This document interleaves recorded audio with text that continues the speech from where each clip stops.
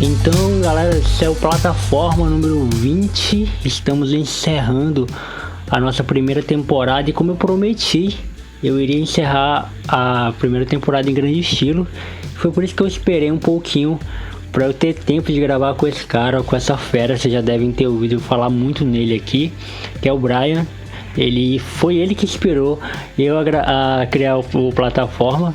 E, mano, se apresente, casa sua. Fala, cara. Pô, primeiro, obrigado. Fico feliz pelo convite e feliz. E um outro adjetivo que eu posso usar além de feliz é preocupado por tu falar aí que eu sou o cara que te motivou a fazer podcast. Fico orgulhoso disso, mas sinto uma responsabilidade muito grande em cima de mim nesse momento. Imagino, mano. Velho, assim, eu ouvi Eu Tava Lá, eu acho que foi no início desse ano. Eu sempre costumo ouvir podcast antes de dormir, né? Ouvir música, ouvir podcast e tal antes de dormir. E eu meio que tinha 2 podcasts fixo, né, que eu ouvia. E aí eu tava procurando esse podcast novo pra ouvir. E aí até que eu encontrei os recomendados do Spotify lá. E nesse tempo meu podcast nem ia pro Spotify, ia só pro blog, que era o Teólogo de Quinta, um podcast pessoal. E aí eu ouvi, eu falei, o primeiro episódio que eu ouvi foi aquele que você gravou com um casal que rodou o mundo, sabe, né? Com o Gui e com a Jana, né? Isso, com o Gui e com a... Mano, que episódio massa. E aí depois eu comecei a ouvir outros e tal. Hoje mesmo, quando eu tava indo pro curso de fotografia, eu tava ouvindo do Lucas Silveira. E eu ouvi um outro do cara da República, mano. Muito massa, mano. Ah, que legal, que é o do LH. Cara, legal, tu falou pra eu me apresentar, eu acabei nem me apresentando ainda. Pra quem não me conhece, meu nome é Brian, eu tenho um podcast chamado Eu Tava Lá, que é isso aí que tu falou, é um podcast de histórias, né? Ele é um podcast que toda semana eu ligo pra uma pessoa diferente e ouço as histórias que essa pessoa tem pra contar. Então é legal do Eu Tava Lá que tem essas referências, assim. Eu ouvi o episódio do Lucas, o Lucas é o cara da banda Fresno, que ele contou a história de como a banda surgiu, falou sobre a vida dele lá no Sul e tal, e o que ele faz hoje, como que é a vida dele de rockstar hoje em dia, mas os perrengues que ele passou pra chegar no estágio que ele tá. Tem outra referência que é o episódio do Gui e da Jana, que é um casal que foi viajar pro Alasca numa van, que é uma maluquice absurda. Eles têm várias histórias que eles viveram nesse período de viagem. Tem outra referência que é o episódio da República, que é com o LH, que é o cara lá do podcast República do Medo, né? E ele já tinha participado do Eu Tava Lá em outra ocasião, e nessa vez ele participou pra contar histórias de República, porque ele é um cara que mora em República desde sempre e tal, porque ele foi pra estudar numa cidade diferente e acabou vivendo muita história na República também. Então, o Eu Tava Lá, ele é isso, assim, ele é um podcast que reúne pessoas diferentes, com vivências diferentes, pra contar suas histórias, e a gente tem encontrado muitos ouvintes que gostam de ouvir essa variedade de pessoas e de histórias, assim, e tem sido um projeto muito legal que vai pro ar toda segunda-feira já há algum tempo. Eu Tava Lá começou em março de 2018, quando tu descobriu ele já tinha quase um ano, eu imagino. Sim. Então já tinha bastante coisa pra escutar retroativo também, né? Sim. Eu ouvi alguns episódios anteriores, mano, e assim, ouvindo agora em 2019, parece que tem muito mais tempo, sabe? Pela qualidade mesmo, mano. Eu sou muito teu fã, velho. Eu tava até falando pra minha mãe antes de começar a gravar. Falei, mãe, como é que eu vou fazer pra deixar o lado fã de lado e conseguir conversar com um cara de boa? Mano, Eu Tava Lá, ele nasceu muito assim, no improviso, né? Eu comecei a gravar ele com o microfone do meu celular, que era o que eu tinha pra gravar, e aí foi se desenvolvendo, assim. Muito antes de o podcast começar a se sustentar financeiramente, eu gastei uma grana, eu tive que comprar microfone, na real, nem comprei microfone, eu comprei um gravador, porque eu não confiava no meu computador, que eu achava meu computador uma merda. Ainda na verdade, eu uso o mesmo computador desde aquela época, mas aquela época, né, como se fizesse tanto tempo assim, faz nem 2 anos, mas eu troquei de equipamento de gravação, né, eu comprei um gravadorzinho e tal, e aí eu usei esse gravador do episódio 7 até o episódio 51, aí no episódio 51 acabou 2018, a gente tava virando o ano, na verdade até um pouco antes, né, eu virei o ano com o equipamento que eu ainda usava, e aí eu juntei uma grana e comprei um microfone melhor. E aí agora eu tô trocando de novo de microfone e eu meio que registro assim, os períodos em que os equipamentos são utilizados, até pra gente comparar depois, assim, e ver a evolução, né? Que eu hoje em dia tenho muita vergonha dos episódios antigos, porque eu acho, por mais que tenha convidados muito legais e histórias muito boas, o equipamento e a minha performance era tudo muito ruim, cara. Eu era muito tímido e a gravação era uma qualidade muito podre, mas tá lá, é uma forma de deixar a história registrada e a gente ver como foi melhorando, né? Eu imagino. Eu sinto isso com o primeiro plataforma, com o primeiro plataforma que eu gravei, inclusive eu gravei com esse notebook que a gente tá se falando agora pelo Skype, eu gravei com o meu celular mano, é muito ruim. Agora essa voz de fundo é minha irmã chorando. Brian, eu vou te explicar agora a plataforma, depois a gente ter já trocado essa ideia. O plataforma, ele é quase Eu Tava Lá. A diferença é pouca, legal, né? É tipo aquele negócio, copia, mas não faz igual. Basicamente copiei Eu Tava Lá, mudei algumas coisinhas. A minha ideia inicial do plataforma era me reunir com um convidado presencialmente. Porém, eu sou de Rio Branco, né? No Acre. E mesmo aqui, velho, a rotina da galera é muito difícil de conciliar, sabe? Muito difícil. Um trabalha em um local, outro trabalha no outro, em horário, pá. E não deu. Aí, o que eu pensei? Aí onde entrou Eu Tava Lá, né? O que eu pensei? Pô, eu vou ligar para essas pessoas. Eu vou ligar pelo WhatsApp, todo mundo tem um WhatsApp hoje em dia, todo mundo tá no WhatsApp direto, e então eu vou ligar para essas pessoas e eu vou trocar uma ideia com elas. E a ideia do plataforma é não seguir o roteiro. Eu falo isso desde o primeiro episódio. Eu tenho um roteiro, claro, caso precise, e até agora, esse é o 20º episódio, até agora eu só preciso usar o roteiro todo e acrescentar mais coisas com um convidado só, porque é muito tímido. E eu não vou revelar quem é, né? Porque pega mal. Mas de resto, eu não preciso usar. Mas essas coisas realmente acontecem, cara. E a gente, como apresentador, tem que se virar, né? Não tem o que fazer.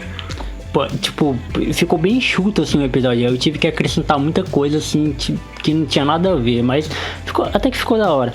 E eu ouvi, assim, você é o primeiro cara que grava comigo.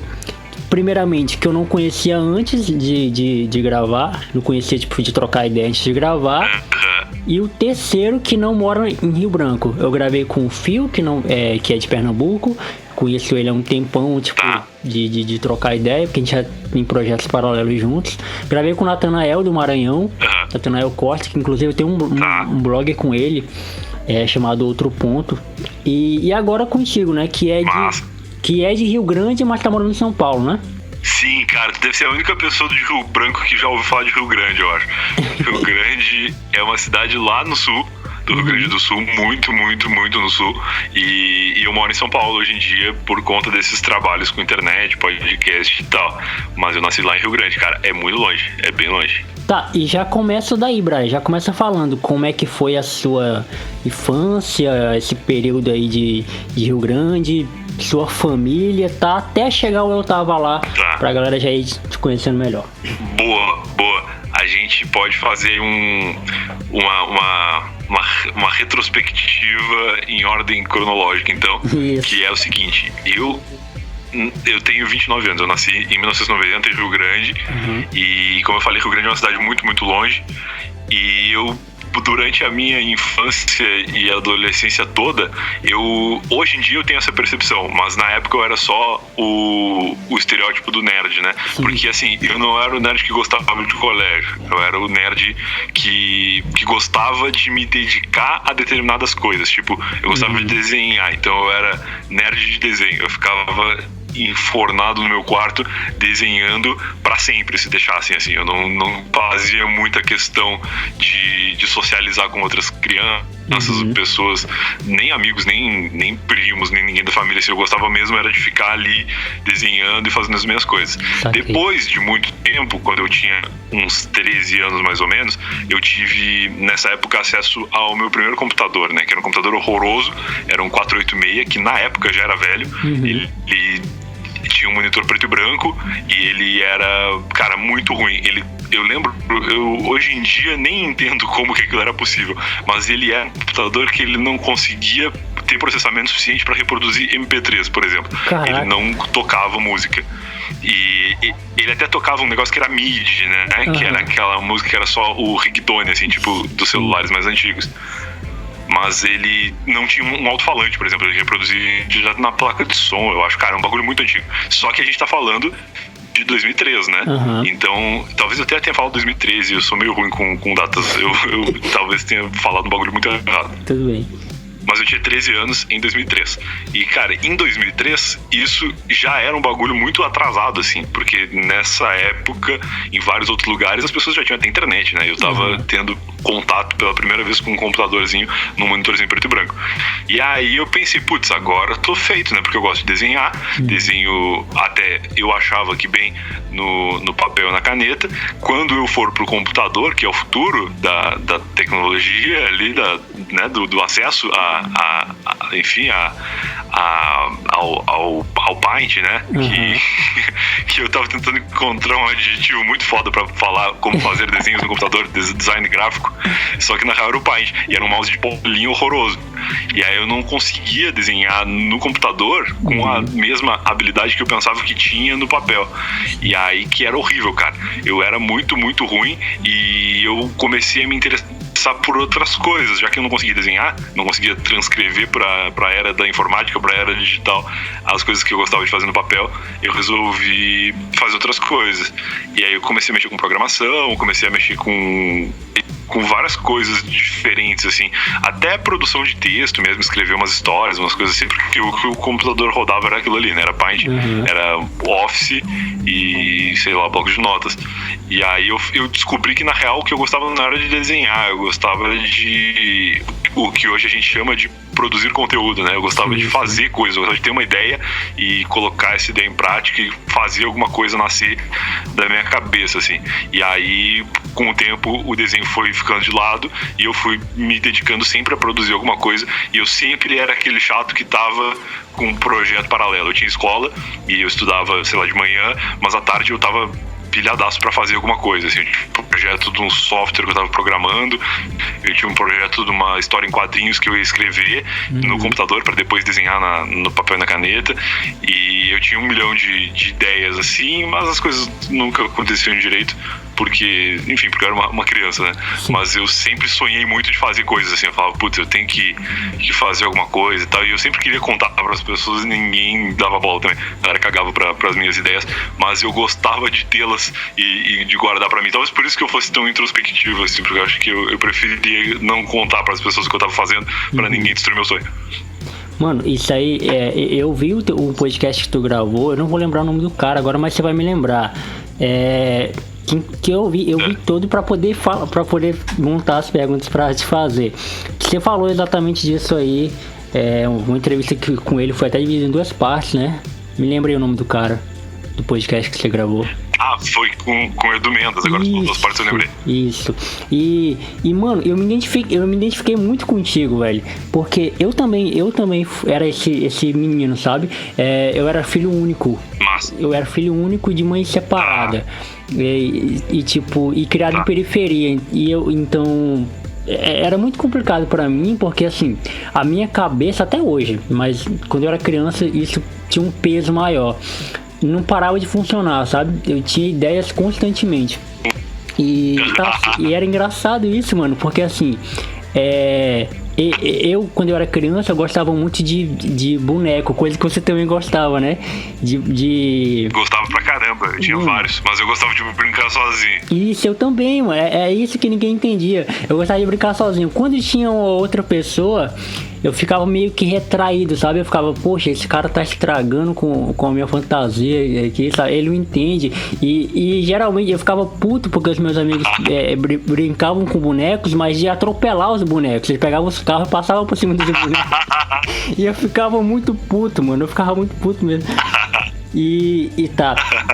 Aí eu fiquei sabendo também, Brian. Eu tinha um problema com essa coisa de boneco, porque eu tinha na infância ali, na primeira infância, como diz hoje em dia, as minhas vizinhas, os meus vizinhos eram mais meninas. Eu tinha mais vizinhas do que vizinhos. Sim. Então eu tinha tipo um amigo da minha idade mais ou menos, e o resto era tudo meninas. E aí quando elas estavam brincando de boneca, as bonecas delas eram Barbies em geral, aquelas Barbie pirata, né, dos anos 90. Sim. E eu tinha tipo Cavaleiros do Zodíaco.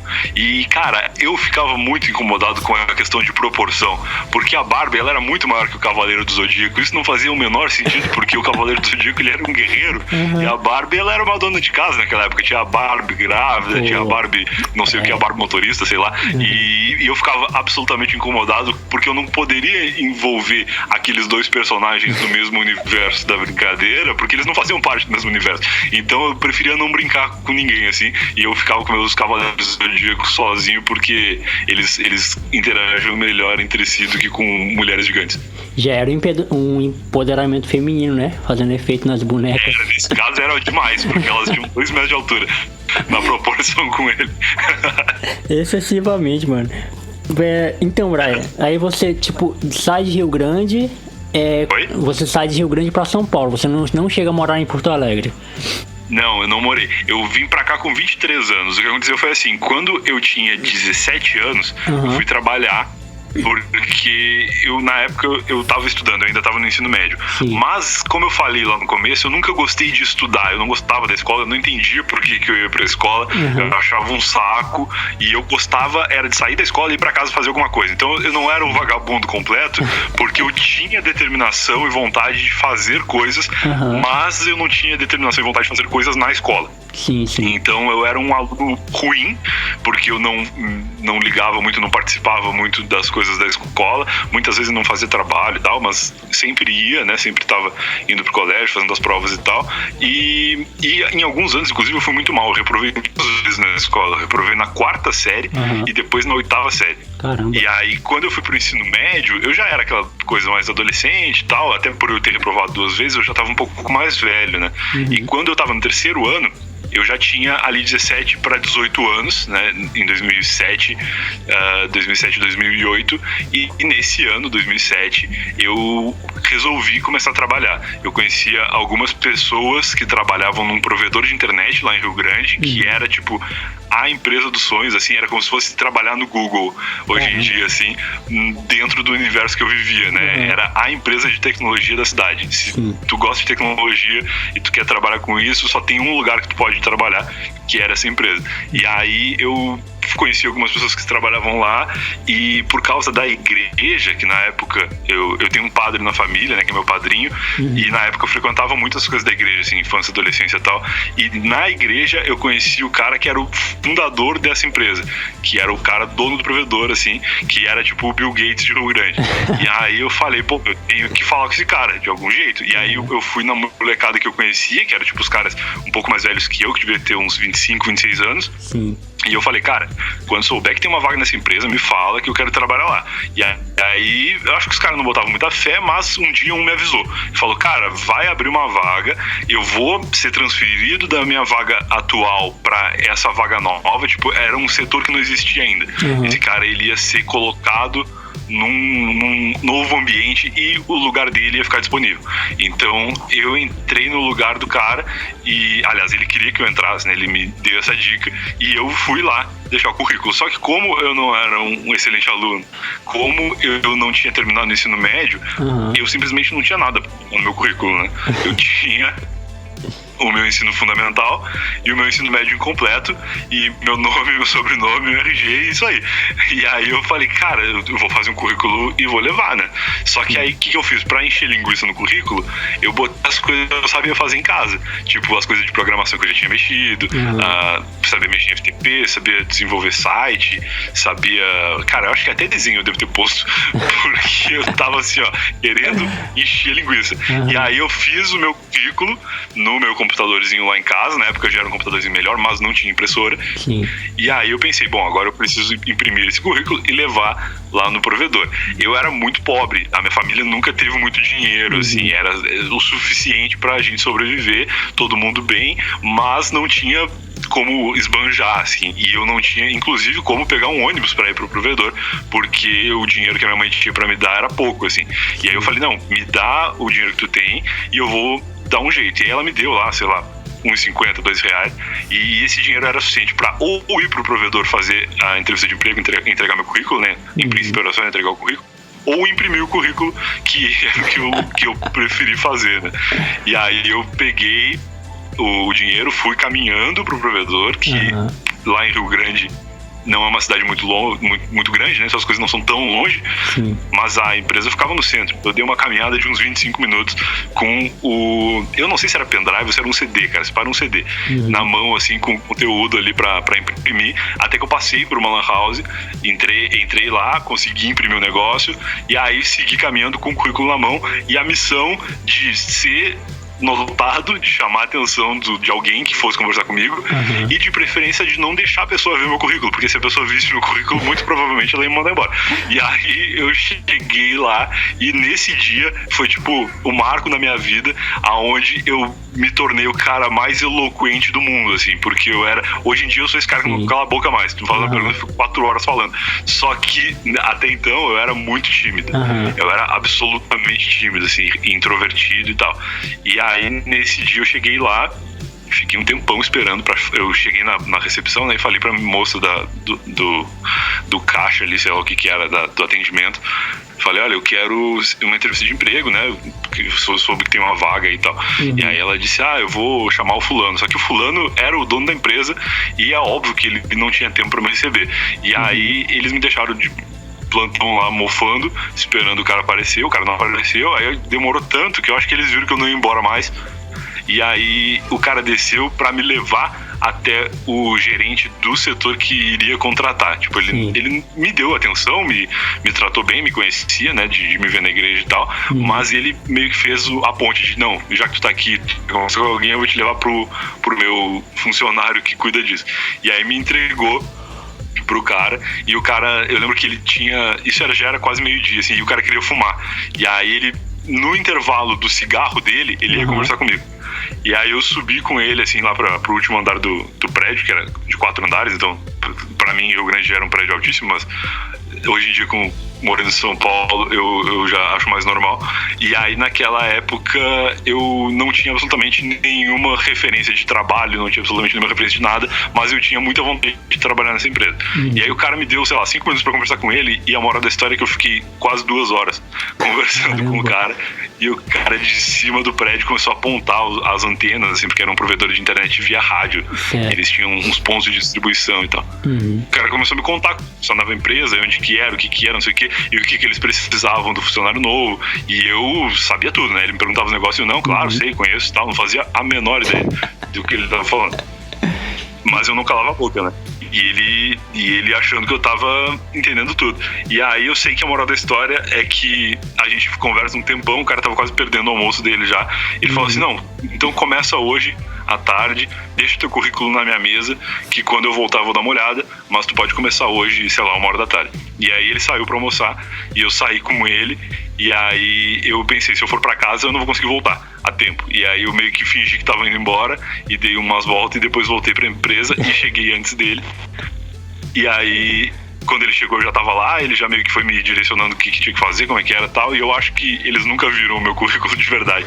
Mas eu entrei nessa empresa nesse ano, em 2007, e eu fiquei trabalhando nessa empresa até 2013, que foi quando eu pedi pra sair, pra ir tentar a vida em São Paulo, né? Caramba, 6 anos você passou trabalhando lá? Eu fiquei 6 anos, foi meu primeiro emprego e o meu único emprego, eu posso dizer, até hoje, né? Depois que eu saí de lá, eu já trabalhava na época com um blog. Eu tinha um blog pessoal que me dava algum rendimento, assim.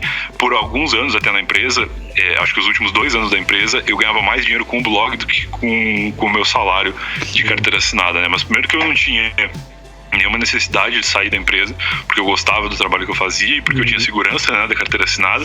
Eu era muito moleque, assim, não tinha confiança de que o meu trabalho, meu projeto ia me sustentar, até porque eu já tinha tido 10 mil projetos até ali e nunca tinha conseguido viver disso. E aí eu fiquei, tipo, juntando o dinheiro que o blog me dava e trabalhando na empresa, até que um dia eu falei, bom, acho que agora, se eu dedicar só nisso aqui, pode ser que dê certo. E aí eu conversei com o meu gerente lá e falei, cara, eu vou morar em São Paulo. Eu nem falei pra ele que eu ia viver do blog, eu falei que eu ia vir para São Paulo para ver uma oportunidade. Eu acho que ele deve ter meio que entendido que eu tinha vindo trabalhar em alguma empresa, alguma coisa assim. Sim. E aí eu fiquei, vou lá, né? E aí ele falou assim, não, beleza, faz o que tu achar melhor, e se um dia tu quiser voltar, se precisar de qualquer coisa, volta aí que tua vaga tá garantida. E aí isso me deu a segurança de vida que inclusive conta até hoje, assim. Sempre que eu vou lá em Rio Grande visitar o pessoal, eu vou na empresa e visito os caras, ver como é que eles estão, como é que são as coisas lá, porque se um dia eu precisar, ou se um dia eu resolver voltar pra Rio Grande, quem sabe eu pinto de novo lá na minha cadeirinha. Poxa, mano, 7 anos é tempo demais, velho. Eu passei 2 anos... Eu fiquei de 17 aos 23, eu acho que eu fiquei até os 22, porque quando eu pedi pra sair da empresa, eu ainda fiquei um tempo na casa dos meus pais, né, onde eu morava, trabalhando de casa pra ver como é que ia ser, assim, tipo, fazendo um teste. Sim, e aí depois eu vim. Mas foi uns 6 anos mesmo. Que eu lembro disso porque quando eu saí eu tinha uma rescisão pra receber, né? Sim, então eu tinha, assim, aquela expectativa de, como é que vai ser, tá? Vou zerar meu fundo de garantia, acho que chama. E tava, tipo, foi um baque forte na família, assim, caralho, que ele vai largar um emprego de carteira assinada e morar em São Paulo, não conhece ninguém em São Paulo. Era um bagulho que não fazia muito sentido, assim. Mas na minha cabeça... fazia, e que bom que fazia. Sim. Mano, eu passei 2 anos, 2 anos e 13 meses trabalhando com telemarketing, e eu achei tempo pra caramba, velho. Eu achei tempo, agora imagina 7 anos. E uma coisa que você falou, e tipo, outra coisa que eu me identifico, né? Essa coisa de ser tímido, assim, pra falar. Porque, por exemplo, se você me conhecesse há 17 anos atrás, quando eu tinha mais ou menos 5, 6 anos de idade, você nunca queria imaginar que eu com 23 ia ter um podcast, ia ter vídeo no YouTube, e, sabe, ia ser comunicativo assim, porque eu sempre fui o garoto que senta na última cadeira da escola, que fala pouco, eu era o garoto que só respondia, eu não falava com ninguém. Se alguém falasse comigo, eu respondia, mas se não falasse, beleza, a gente ia ficar ali pro resto da vida. E assim, mano, e com o tempo, isso que você falou, eu me identifico muito, porque eu também não, eu sou um cara que eu não gosto, na verdade, de limitação. Tudo que me limita, eu fico meio que, eu não gosto, sabe? Eu lembro que em 2017, eu acho que foi 2017, eu passei na Federal daqui do Acre para um curso de música, né? E, tipo, todo mundo sabe que eu amo música, eu queria fazer música. E, assim, queria fazer música entre aspas, eu queria trabalhar com música. E eu passei e tal, todo aquele alvoroço. Entrei na faculdade de música. Passei uma semana, velho, e saí, porque, tipo, o conteúdo, né, fazia com que eu enxergasse a música de outra forma. E música pra mim é diversão, música pra mim é arte, sabe? Então arte você não pode ficar limitando ela, você não pode ficar enquadrando ela. E eu até entendia os termos técnicos que tinha, tipo, você precisa estudar a história da música, você precisa estudar os instrumentos, tudo mais, mas eu não sei se eu queria aquilo, sabe? Eu não sei se eu queria colocar a música que eu já fazia, que eu já faço na minha casa com o meu notebook e querer estudar isso e fazer com que isso seja a minha percepção de música. Então eu também cresci assim, muito ao contrário de você. Eu gostava de estudar, só que eu não gostava de ficar preso a aquilo, sabe? E eu lembro também que na minha adolescência eu li muito Rubem Alves. E o Rubem Alves foi o cara que me despertou, assim, pra escrever coisas fora da caixa, sabe? Porque o Rubem Alves, ele tem uma maneira de escrever que eu acho incrível, sabe? E ele escreve como se fosse uma conversa, como se fosse qualquer pessoa escrevendo. Tipo, ele dá a entender de que qualquer pessoa pode escrever. E é o que acontece muito hoje, né? Também, por exemplo, qualquer pessoa pode ter um podcast, por exemplo. Qualquer pessoa pode fazer um canal no YouTube. Qualquer pessoa pode. E isso é muito massa, mano. Eu lembro do primeiro episódio que eu gravei de plataforma com a Vitória, que a Vitória falou que me admirava muito porque eu faço as coisas que eu gosto de fazer. E eu meio que respondi pra ela. Falei, mas deveria ser assim, não? Se você tem vontade de fazer alguma coisa, tem que fazer, mesmo que você não enxergue resultados imediatos, digamos assim. E agora voltando, Brian, pra tua história, e aí só dando uma pincelada aqui pra gente poder avançar. Você ganhava quanto, mano, lá no trampo lá da provedora? Cara, eu não sei, hein? Na época, tipo, quanto que era no salário mínimo, cara, eu não faço ideia, assim. Muda todo ano, eu tenho minha carteira de trabalho até hoje guardada aqui, porque, como eu falei, né, eu sempre fui um cara de muitos projetos. E eu nunca tive como monetizar ou como viver das coisas que eu fazia. Eu nem imaginava muito como seria. Eu tinha vontade, mas eu não imaginava muito como fazer isso se tornar realidade, né? Sim. E aí, quando começou o blog a render algum dinheiro, eu lembro que eu recebi um e-mail da Claro. Foi a primeira publicidade que eu fiz, assim, o primeiro contato com uma agência que eu tive na minha vida. Chegou um e-mail e eles falaram: olha, a gente gostou do conteúdo do teu blog e a gente quer eu não lembro se eles queriam me mandar, eu acho que era iPhone 3S na época, era tipo o segundo ou primeiro iPhone, assim. E eles tinham uma verba lá que eles, ou eu podia escolher entre receber o iPhone ou eles pagavam, era uma coisa assim, cara, e era um post no blog que eles queriam.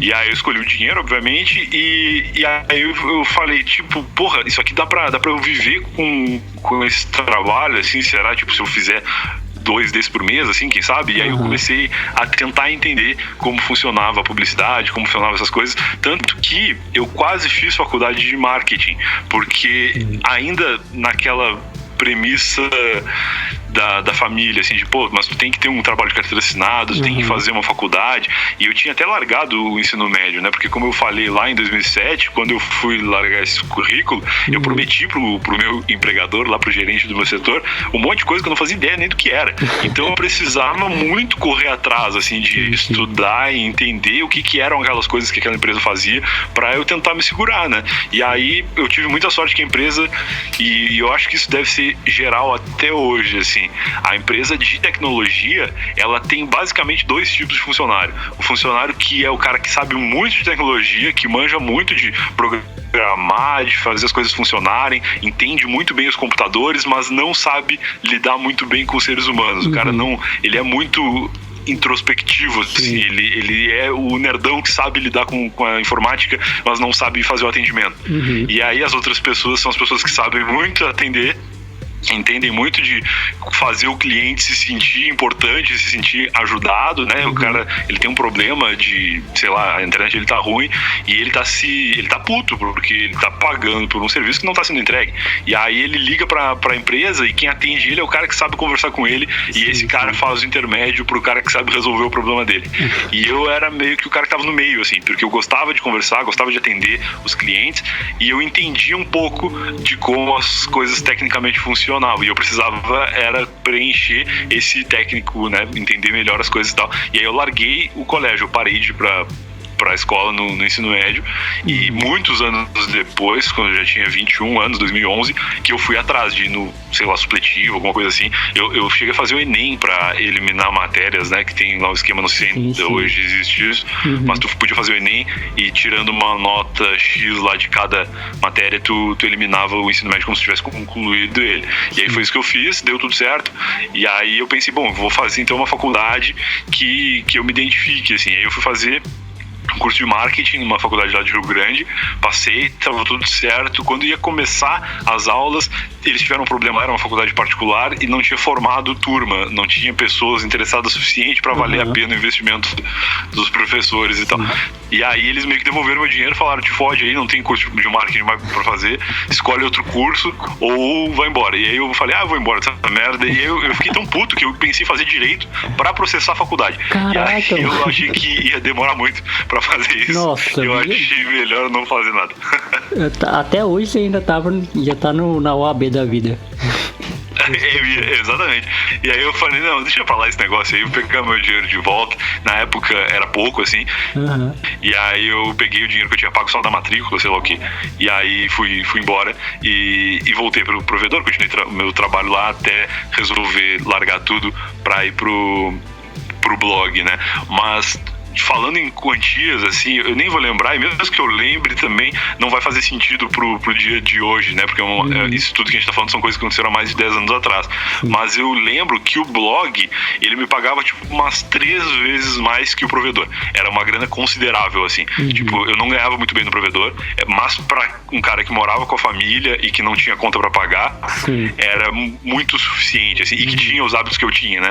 De ficar muito em casa, o máximo que eu fazia era sair pra comer um lanche com os amigos do trabalho, assim. Então dava muito bem pra viver com o dinheiro do provedor e o resto do dinheiro eu conseguia guardar. E aí foi esse meu plano de vida, assim, guardar tudo que eu podia e quando eu tivesse coragem ou alguma oportunidade e morar em outro lugar. Tu até perguntou se eu tinha morado em Porto Alegre antes, esse era uma das possibilidades, assim. Eu primeiro queria sair de Rio Grande, eu quero ir pra um lugar onde eu possa conhecer mais gente, expandir os meus horizontes.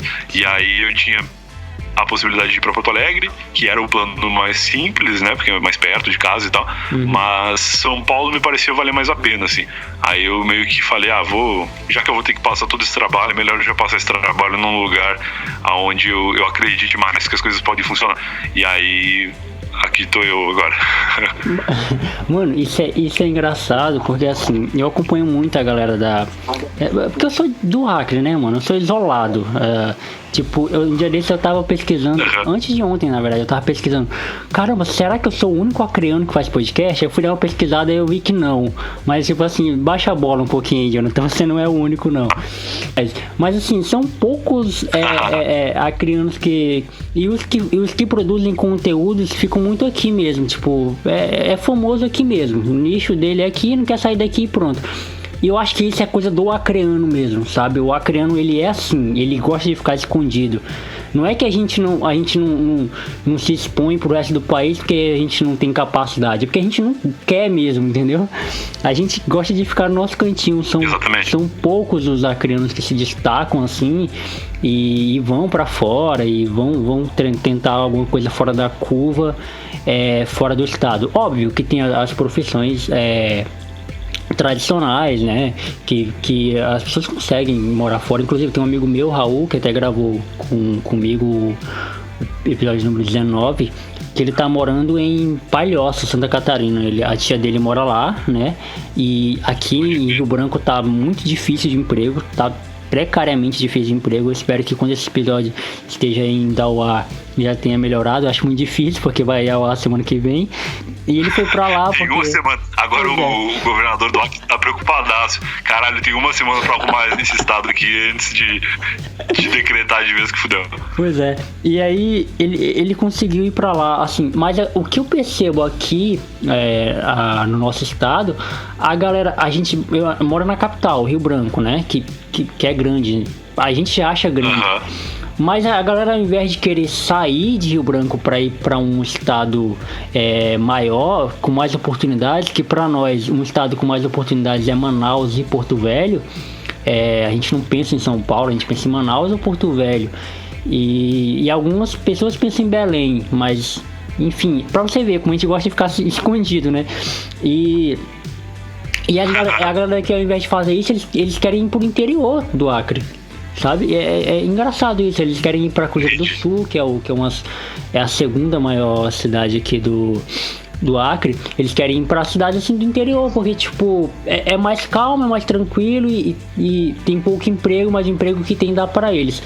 E pro resto do país é diferente, né? As pessoas buscam os grandes centros, a galera busca. Foi por isso que eu até perguntei se você... o plano era ir pra Porto Alegre, né? Porque a gente meio que imagina isso. Mas... o plano era fugir de Rio Grande. De fugir de Rio Grande. O plano era fugir de Rio Grande, pra onde fosse, assim. Porto Alegre era uma ótima, porque Porto Alegre já é muito maior do que Rio Grande e tal. Mas eu prefiro São Paulo e acabei vindo direto. Sim. E aí, Brian, você falou uma coisa que sobre o provedor, coisa que eu vivi muito na época do telemarketing, que eu trabalhei no telemarketing, que eu trabalhava no saque, né? Então eu só atendia ligações. E eu geralmente atendia muitas ligações de reclamação de técnico, sabe? O técnico não veio na minha casa no horário combinado. O técnico quebrou a minha telha. O técnico isso, o técnico aquilo. E o que eu mais odiava, mano, é quando o técnico fazia... Quando o técnico não ia, quando o técnico quebrava a telha, tranquilo, eu ficava suave. Agora, quando o técnico não ia na casa do cliente, mas colocava como se tivesse ido... Mano, aquilo pra mim acabava o meu dia, sabe? Nossa. Porque no sistema a gente tinha que fazer uma configuração do caramba, sem contar a pressão, né? Do cliente e a pressão do teu supervisor. Porque eu não sei se você sabe, mas no telemarketing é assim. Você tem que resolver os conflitos no menor tempo possível, sabe? No espaço-tempo menor possível que você puder, porque quanto mais tempo você passa com o cliente em linha, é prejuízo para a empresa, né? Então você não pode ficar com o cliente muito tempo em linha, porque tantos tempos que você fica com o cliente em linha, aí é a empresa que está prestando serviço que paga. É mais ou menos isso. E nessa época a gente prestava serviço para Claro TV. E uma história que eu até quero te contar, mano, porque você é de Rio Grande do Sul, né? E eu passei o dia com essa história na cabeça. Falei, mano, quando eu for gravar com o Brian, eu tenho que contar isso pra ele. Porque ele vai rir mais do que eu. Na época eu ri muito, né? Mas eu acho que o Brian vai rir mais do que eu. Eu atendia ligações do Rio de Janeiro. A gente tem uma política lá que não pode atender pessoas do mesmo estado que você mora, né? Eu nunca entendi porquê, mas eu não sabia. Porque eles alegam que, por exemplo, você é meu amigo e aí você mora perto, eu te conheço, eu posso facilitar pra ti lá na empresa, entendeu? Eu posso liberar uns pontos de parabólica aí, liberar um alacarte pra ti, um privê e tal, essas coisas assim. E aí, mano, aí eu mudei o meu score, né? Lá eles chamavam de score, do Rio de Janeiro pra Rio Grande do Sul. Aí eu passei a atender muito gaúcho. Inclusive, eu voltava pra casa falando como vocês. Eu voltava pra casa falando tchê, falando bar. E de tanto que eu ouvia, o dia todinho ouvindo, mano. E... Aí foi no início do ano, acho que foi no início de 2018, campeonatos estaduais, né? Campeonato Gaúcho. Um cliente me liga, mano, querendo assistir o jogo do Brasil de Pelotas. Só que ele queria assistir o jogo do Brasil de Pelotas com... Me fala um time aí do Rio Grande do Sul que disputa o Campeonato Gaúcho. Qualquer time sem ser Grêmio Inter. Cara, pode ser que não seja Grêmio Inter. E nem pode Juventude. Ser... eu ia falar o Juventude, mas o Juventude eu não sei nem em que série que tá o Juventude nesse momento. Pode ser tipo Caxias. Isso. Caxias é um time que joga só o Campeonato Gaúcho, mas tem algum destaque ali, quase sempre. Pronto, vamos supor que era Brasil de Pelotas e Caxias. E aí, só que esse jogo, ele não seria transmitido, sabe? Esse jogo, ele não ia ser transmitido por Sport TV, por Premiere, por ninguém. Esse jogo ia simplesmente existir lá, mas não ia passar em lugar nenhum. E ele ligou puto, libera pra mim o jogo do Brasil de Pelotas. E eu falei assim, não tem como liberar o jogo do Brasil de Pelotas porque não tem transmissão pra esse jogo. O senhor já pensou na ideia de ir ao estádio? Aí ele falou, não, mas eu moro em Porto Alegre, mas vocês acham que aqui em Rio Grande do Sul só tem torcedor de Grêmio e Inter? Tem gente que torce pra Brasil de Pelotas. Eu falei, mas aí é que tá o problema, senhor. Não tem transmissão pra esse jogo. Não tem. Aí, mano, foi muito difícil. Eu tive que usar até um exemplo do meu estado. Eu tive que falar pra ele assim, aqui nós temos o campeonato acreano, não tem transmissão em TV.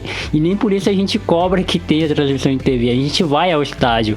E foi uma história muito, muito interessante, mano. Que o cara ficou muito puto. Ele pediu até pra falar com o supervisor. Ele ficou muito irritado comigo. E eu falei, não tem transmissão, senhor. O senhor quer que a gente faça o quê? Vai passar Grêmio e Inter. Ninguém vai transmitir Brasil de Pelotas. Pior que a torcida do Brasil de Pelotas é muito forte, cara. Rio Grande e Pelotas ficam muito próximos, assim. Hoje eu acho muito próximos porque eu tô em São Paulo, né? Mas pra eles lá é meio longe. Mas é tipo questão de 40 minutos de carro, assim. É próximo. E Pelotas realmente tem. O Brasil de Pelotas é um time que é pequeno. Eu não vou falar que é pequeno porque os torcedores do Brasil de Pelotas vão ficar muito bravos. Mas é um time que financeiramente tá muito distante de Grêmio, de Inter. Mas a torcida é apaixonadíssima, cara. Essa história que tu me contou agora faz total sentido, assim. Certamente esse cara, ele era pelotense, foi morar em Porto Alegre, ou tem alguém de Pelotas na família, e o cara torce e quer acompanhar o time dele da onde ele tá, né? Mas é foda. E eu acho que meio que não tem, não. Eu acho que sem ser a torcida do Brasil de Pelotas, todas as outras torcidas torcem ou pro Grêmio ou pro Inter também. É que o Brasil de Pelotas é um caso à parte mesmo. Foi isso que até que eu pensei também. Porque, não, eu me doei, eu fiquei sentido pelo cara. Porque, assim, é triste, né? Você torcer pra um time fervorosamente assim e não ter transmissão do jogo do time que você torce, mas aí eu não... E não consegui ver. Eu não pude fazer muita coisa. Mas, beleza, Brian. Agora, uma coisa que você falou, eu até quero puxar um pouco desse gancho. Depois que você... beleza, você saiu do provedor, você passou um tempo trabalhando em casa, meio pra testar mesmo, né? Como é que seria a sua vida trabalhando só com aquilo. Pra entender, né? Porque é muito difícil, cara. A galera fala hoje em dia, tá nessa coisa de coach, empreendedor, não sei o quê. A galera fica naquela de o sonho de não ter chefe. Não tenho chefe. Eu sou meu próprio chefe, eu sou dono dos meus sonhos. Mas na real isso é uma merda também. Não é só coisa boa, assim. Tu precisa do teu chefe pra fazer algumas coisas, como por exemplo pagar o teu salário. Que quando tu não tem chefe, tu automaticamente não tem salário também. Tu precisa correr por ti mesmo pra fazer as coisas darem certo, né? E eu era muito preocupado com isso, até hoje sou preocupado com isso, né, de fazer todo mês, assim, as coisas darem certo, fecharem e tal, e aí eu fiquei na casa dos meus pais pra entender melhor como seria o meu dia a dia de trabalho, pra poder me dedicar aos meus projetos inteiramente, né, e aí foi um período bem importante, assim, que eu fiquei acho que uns 5, 6 meses na casa deles trabalhando e me encontrando, assim, como produtor de conteúdo independente. Sim, e isso é interessante porque, assim, eu também sonho em poder viver só disso, só de podcast, só de blog e tal. É uma coisa que eu almejo, mas assim, eu não sei se eu conseguiria, sabe? Porque eu sou um cara movido muito a rotina, a ter uma segurança de que no final do mês eu vou ter tanto dinheiro. E, por exemplo, agora eu tô desempregado, né? Então eu tô dando aula de teologia. Eu tô quase me formando em teologia, bacharel. Então eu já tô meio que indo pra esse rumo. E eu tô dando aula online e tipo, e tá caindo dinheirinho na conta, assim e tal. Mas é uma coisa que, tipo, não é 100% garantida, sabe? É uma coisa que você tem que trabalhar muito. E tipo, dá trabalho você gravar as aulas, você editar as aulas, você mandar as aulas pros alunos, você ficar respondendo alunos perguntas tipo simples, sabe? Mas você tem que responder porque você é o professor Lógico. E dá muito trabalho. Diferente de você ter um emprego convencional, que você tem um horário de entrar, tem um horário de almoçar e tem horário de sair, sabe? Tem a folga, enfim, tudo separadinho. Então eu não sei se eu conseguiria, mas óbvio que é um sonho, né? Todo mundo que produz conteúdo sonha em viver só disso. Eu acho que sim. E acho que vale muito a pena. Eu faço isso desde então e sou muito feliz, assim, sou plenamente satisfeito com o meu trabalho já há algum tempo. Mas, claro que não é só alegria, né? Tem algumas dores de cabeça e algumas coisas que tu tem que te preocupar pra fazer com que isso se sustente, né? Eu imagino. E Brian, você foi... Aí tá, vamos chegar em São Paulo agora. Você vai pra São Paulo sem conhecer ninguém? Eu cheguei em São Paulo conhecendo pessoas que eu conhecia da internet. Eu não conhecia pessoalmente a maioria das pessoas, mas os meus contatos de blog, já de Twitter na época, outras pessoas que tinham blogs também semelhantes aos meus e tal, ao meu blog, né? Blogs semelhantes ao meu blog, que tinha aquela coisa de parceria de blog e tal. Eu já conhecia essas pessoas. E antes de vir morar em São Paulo, eu vim para morar em São Paulo em 2014, né? Comecinho de 2014, em janeiro, assim, eu tava em Rio Grande ainda e eu já tava procurando apartamento aqui em São Paulo, ligando para imobiliárias e tal. E como eu disse, eu já conhecia algumas pessoas aqui através da internet. E eu já tinha vindo para São Paulo outras vezes, em 2012 e em 2013, trabalho, assim, eventos aqui em São Paulo, eventos de blog na época, e o Pix, esses eventos assim que reuniam os blogueiros, eles me convidavam e eu vinha por minha própria conta, assim, só o evento vai acontecer no dia tal e tal, aí vem pra participar, aí eu, vou, aí eu dava meu jeito e vinha pra São Paulo, e aí nessas idas e vindas eu comecei a conhecer e ter um contato um pouco mais próximo com algumas pessoas, e aí quando eu vim pra morar de vez, eu já tinha algum contato, assim, já tinha conversado, tomado umas cervejas com algumas pessoas. Uma das pessoas que eu conhecia era a Camila, que na época era a namorada do Luigi, que foi trabalhar comigo depois, algum tempo depois, no Não Ovo, né, que era outro podcast que eu participava. Sim. E aí, muito por acaso, e eu acho que isso é o que tu vai me perguntar depois, foi como que eu vim morar em São Paulo, né? Muito por acaso,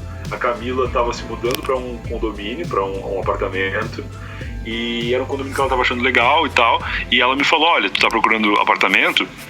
Dá uma olhada nesse meu condomínio e tal. E ela até fez uma ponte com a corretora que tinha conseguido o apartamento pra ela, né, da mesma imobiliária e tal. E aí essa corretora me ligou, a gente conversou, e aí eu vim pra ver o apartamento no condomínio que a Camila e o Luigi moravam.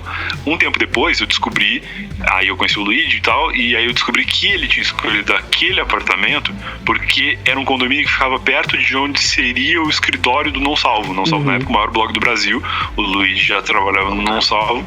E tinha o Igor, que era um cara lá de Palhoça, que tu comentou agora há pouco aí, lá de Santa Catarina, que tava vindo morar em São Paulo justamente para trabalhar no Não Salvo. Só que o Igor ia morar no ABC, que é uma região bem distante, assim, de onde o escritório do Não Salvo ficava, de onde o nosso apartamento, o nosso condomínio, né, onde o meu apartamento e o do Luigi ficavam. E aí o Igor tava morando no ABC, longe pra cacete do Não Salvo, e eu tava morando sozinho, recém-chegado, e o Igor um dia mandou mensagem e falou, cara, tu não tá a fim de dividir apartamento e tal, pra dividir as contas, né, e reduzir as despesas. E aí eu achei uma ótima, porque como eu falei, eu sempre fui muito preocupado com dinheiros e tal. Sim. E aí eu tava meio cagado de não ter chefe, de não ter rotina, de não ter nada, e eu falei, pô, se eu puder pagar metade das contas vai ser maravilhoso. E aí ele veio e foi morar comigo, né, no outro apartamento na época, e a gente dividiu as contas e tal. E assim foi que eu me estabeleci de vez em São Paulo, aí dividindo apartamento com o Igor Seco e morando no mesmo prédio do Luigi. Mano, eu tenho um exemplo do Raul, né? Foi como eu falei, o cara que foi trabalhar foi morar em Palhoça. E ele falou que, inclusive ele fala isso até no podcast, ele falou que quando ele chegou lá, teve umas 2 semanas, foi a semana que ele ficou desempregado ainda, que ele deitava a cabeça assim no travesseiro e ficava pensando, caramba, o que eu fiz da minha vida? Sabe, tipo, olhava pro lado, olhava pro outro, não tinha os amigos, e inclusive pra ele foi até mais pesado, que ele deixou namorada, sabe, ele deixou a namorada dele de 1 ano. Nossa, pode crer. Deixou, tipo, aqui, né, não terminaram, tão bem ainda, mas deixou a família, deixou a mãe, deixou, enfim, e foi tentar uma coisa lá. Pra ti, como é que funcionou isso, mano? Teu psicológico, assim, eu imagino que a realidade seja totalmente outra, né? Uma coisa é você ir visitar uma cidade, outra coisa é você ir pra morar. Você passou por essa áurea, assim, de caramba, fiz caquinha, eu acho que eu vou voltar pra casa da mamãe. Ou não? Não, eu sempre fui muito bem resolvido, assim. E tem um detalhe muito importante nessa história toda, que eu e os meus pais, a gente sempre se deu muito bem. Morar com os meus pais era maravilhoso. A maioria das pessoas na adolescência, na vida adulta, sai meio revoltado de casa, assim, nossa, não aguento mais morar com meu pai e com minha mãe, quero fazer coisas que eles não deixam, ou enfim, é diferente.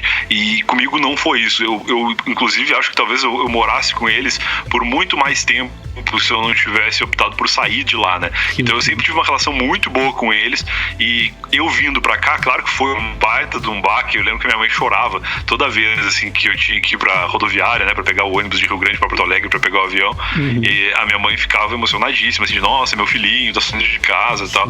E pra mim isso era difícil, assim, mas eu sabia muito bem o que eu queria, né, que era sair dali e tentar minha vida num lugar diferente. E aí eu vim pra São Paulo sempre muito determinado, assim, mas quando tu chega, cara, é muito chato, assim.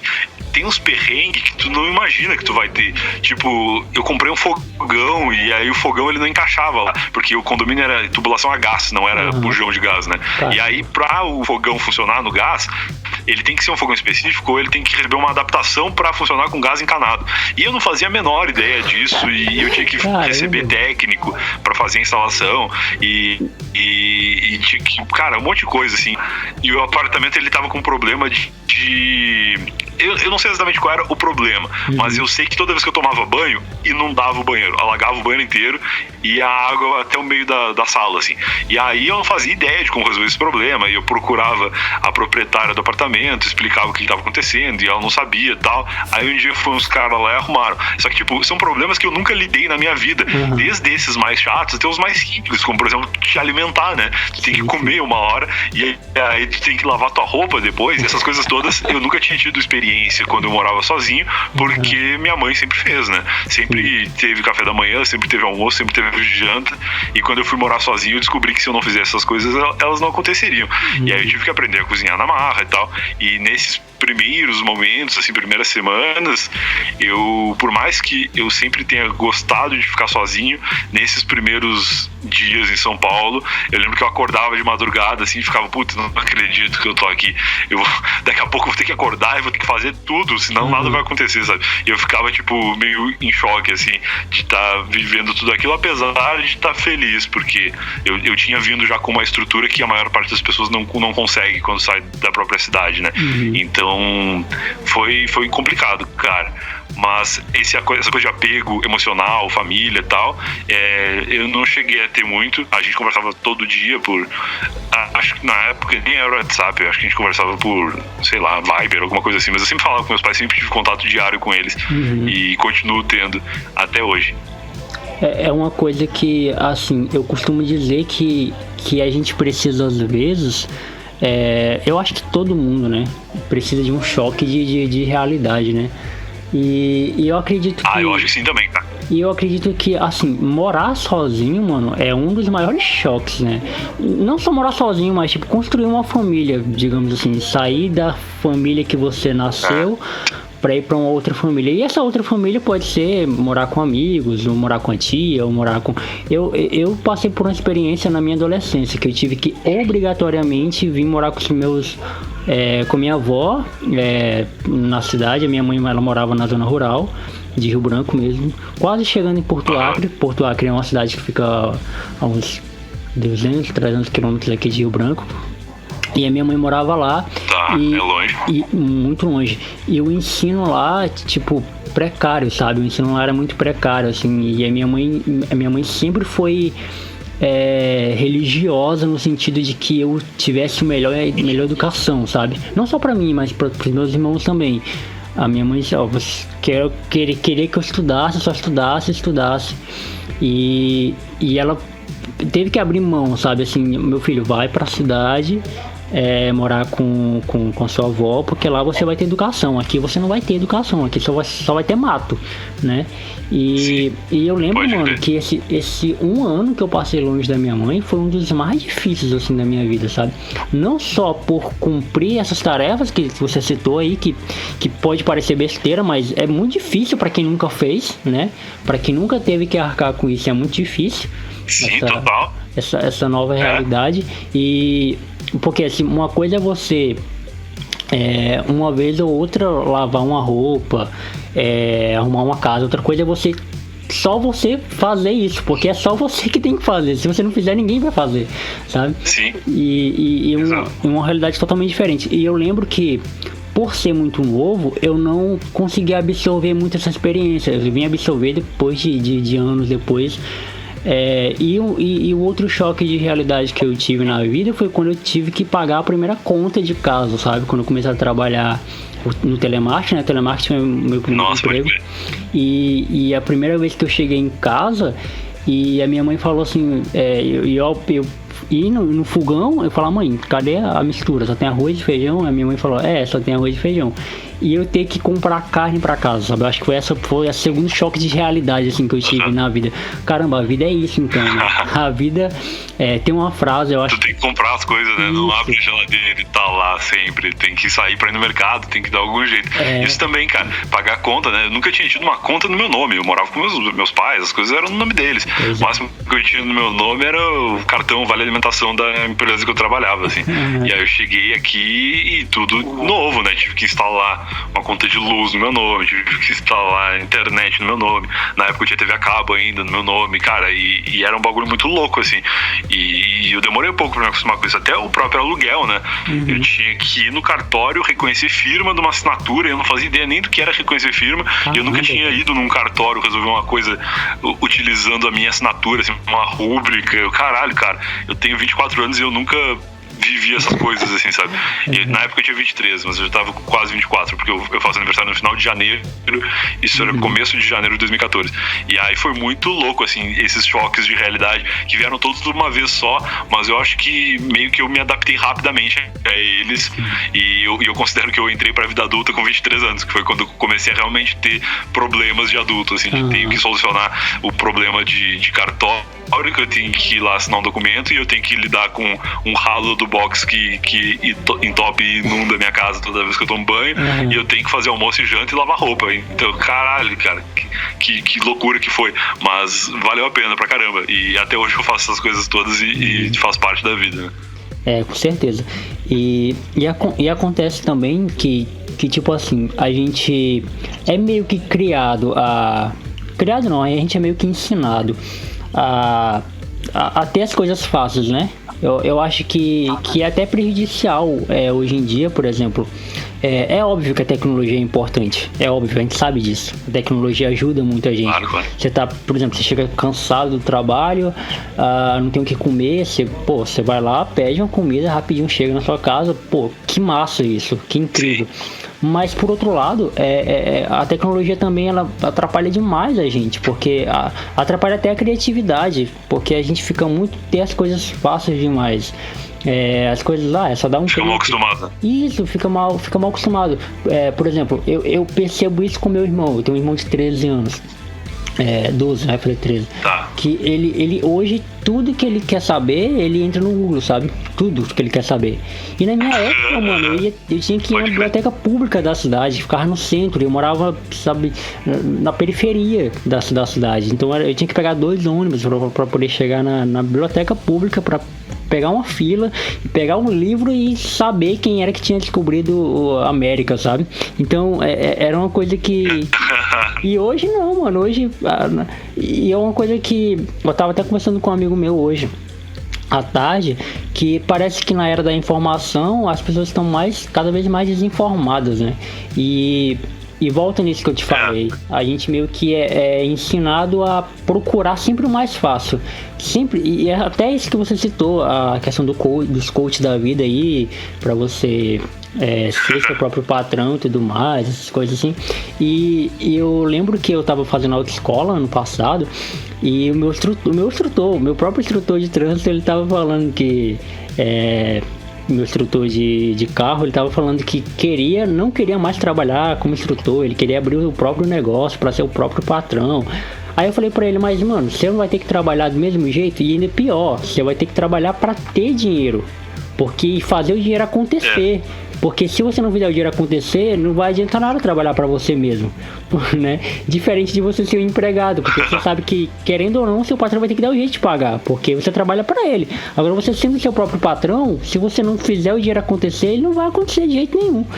Né? E é o que acontece com quem produz conteúdo, né? A gente meio que... e é meio que um contraste, porque assim, ao mesmo tempo que a gente precisa gerar...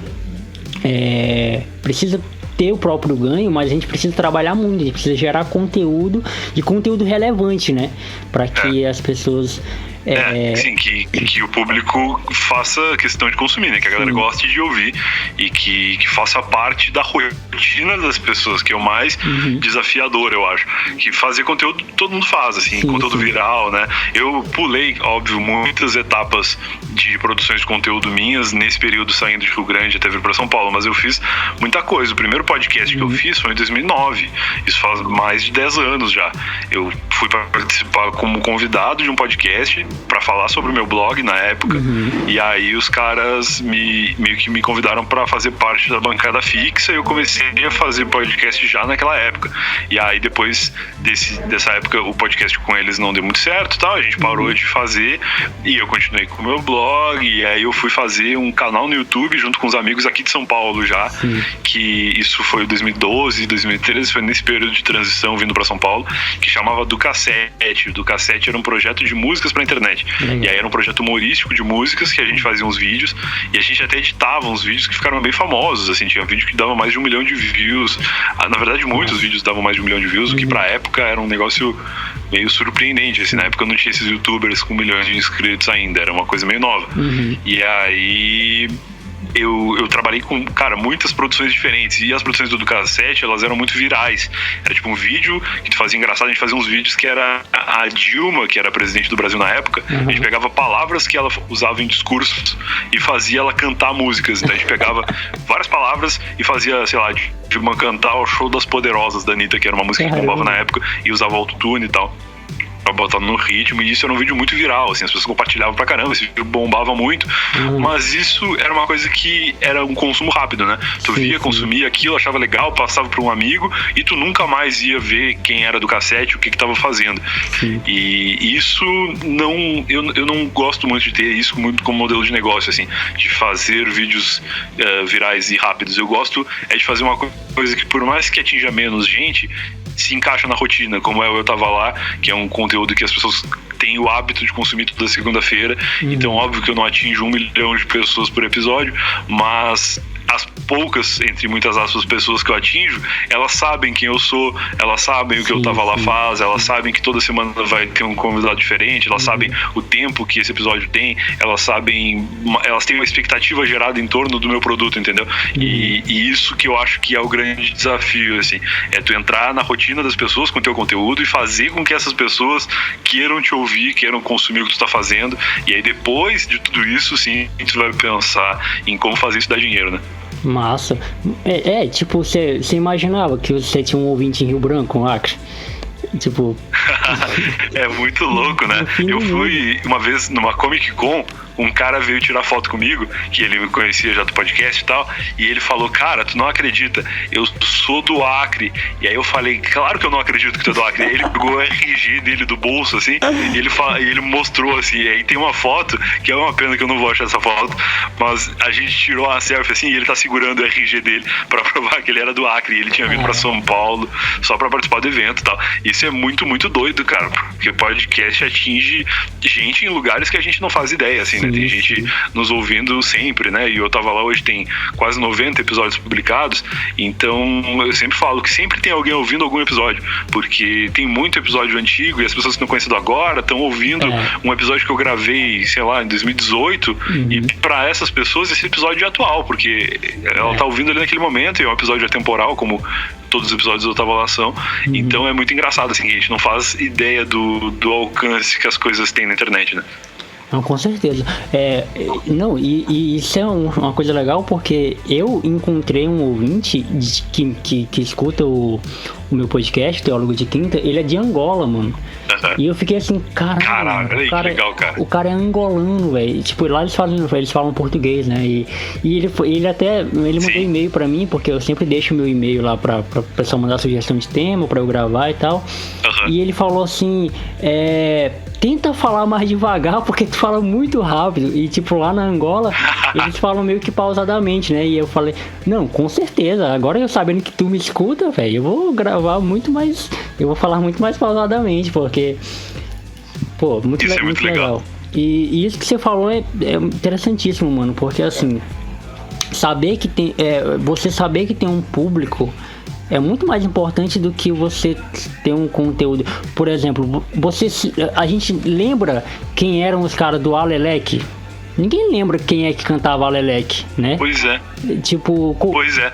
E olha, cara, na época eu já trabalhava com blog. E eu postei esse vídeo desses caras. E eu não consigo lembrar o nome deles, nem o nome da banda.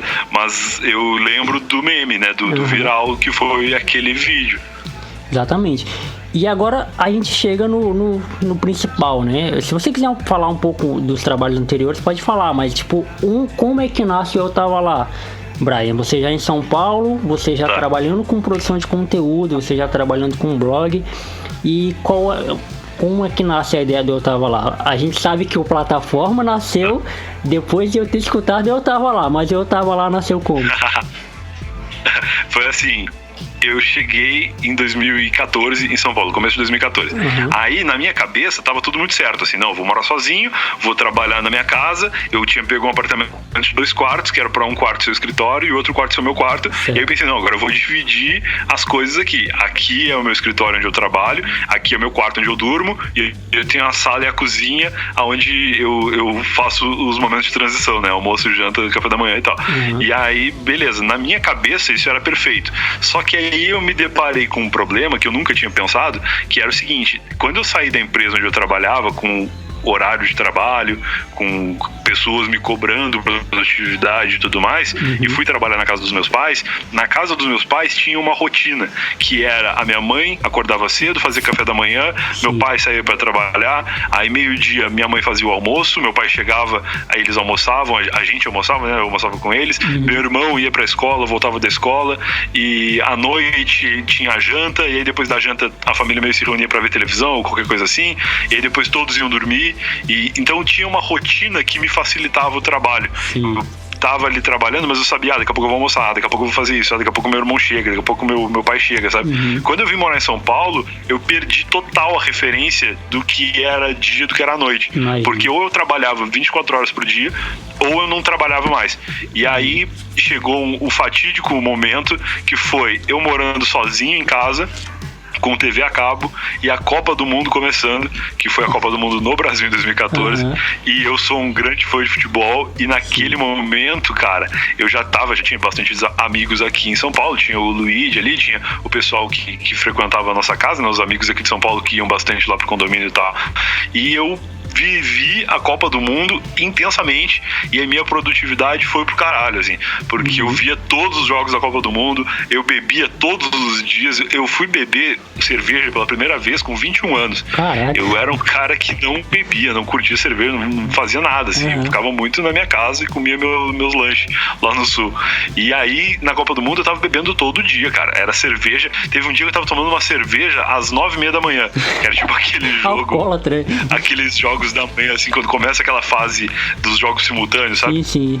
E aí eu tava segurando ali uma Brahma às 9h30 da manhã, e aí eu lembro que eu botei a mão na consciência, assim, era uma mão na Brahma e outra na consciência, e eu pensei, cara, eu preciso fazer alguma coisa, cara, porque eu vou acabar, minha vida vai acabar, eu vou virar um alcoólatra em São Paulo. E aí eu comecei a me preocupar muito com isso. E aí quando a Copa do Mundo acabou e tal, a Copa do Mundo por um lado foi ótimo pra fazer networking, assim, porque tinha muito evento de agência e muita coisa. A Copa, como tá acontecendo no Brasil, tinha muito evento acontecendo com torcedores de outros países e tal, porque aqui em São Paulo teve vários jogos, né? E aí eu comecei a socializar mais com essa galera do meio e tal, e em setembro daquele ano, setembro de 2014, a Copa do Mundo já tinha acabado, o Brasil já tinha tomado 7-1,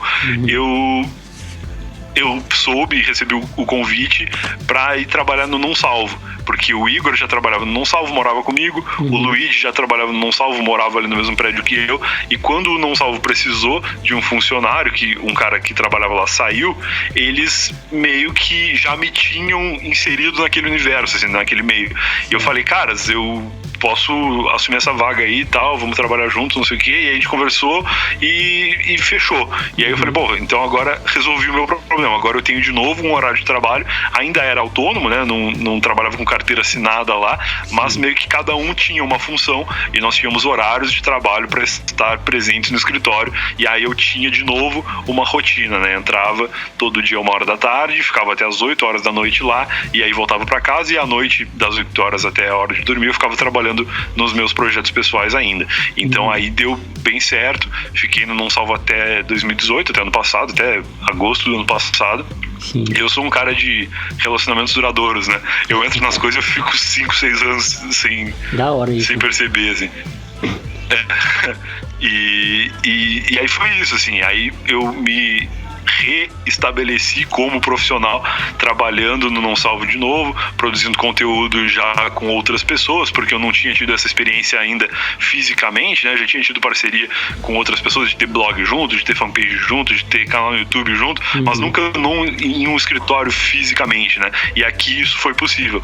E aí toda a estrutura da empresa ali do Não Salvo acontecendo, e mentes criativas trabalhando e tal. Em 2015, fazia um pouco mais de um ano que eu já estava trabalhando com eles, surgiu uma ideia de fazer um videocast. Podcast na época já existia há bastante tempo, mas não era uma coisa popular, assim, até hoje em dia não é muito, tá começando a ser, mas na época, 2015, não era de maneira nenhuma, assim. Sim. E aí os caras tinham a ideia de fazer um videocast. Ia ser um canal no YouTube que ia reunir ali algumas pessoas na mesa, e essas pessoas iam conversar sobre determinados temas, cada pessoa com uma câmera no seu rosto, e depois ia ser feita uma montagem que ia pro YouTube com pedacinhos, assim, frames, né? Enquanto uma pessoa tá falando, filma uma, enquanto outra pessoa tá falando, filma outra e tal. Isso ia ser um videocast do Não Salvo.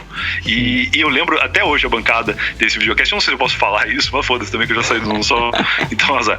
E eu lembro que essa bancada ia ser o Cid, que era o dono do Não Salvo, né? Que é até hoje a única pessoa responsável pelo Não Salvo. O Maurício Meirelles, que tinha saído do CQC, que é humorista e tal. Na época ele nem tinha o Facebook ainda, eu acho. E eu já tinha, isso foi uma outra fase que eu pulei também. Quando eu tava no Ducassete, eu cheguei a trabalhar no CQC por um ano, que a gente produzia vídeos pra Band. A gente fazia aqueles vídeos que a gente fazia pro YouTube e tal. A gente vendia alguns exclusivos pra Band, então eu tava sempre lá.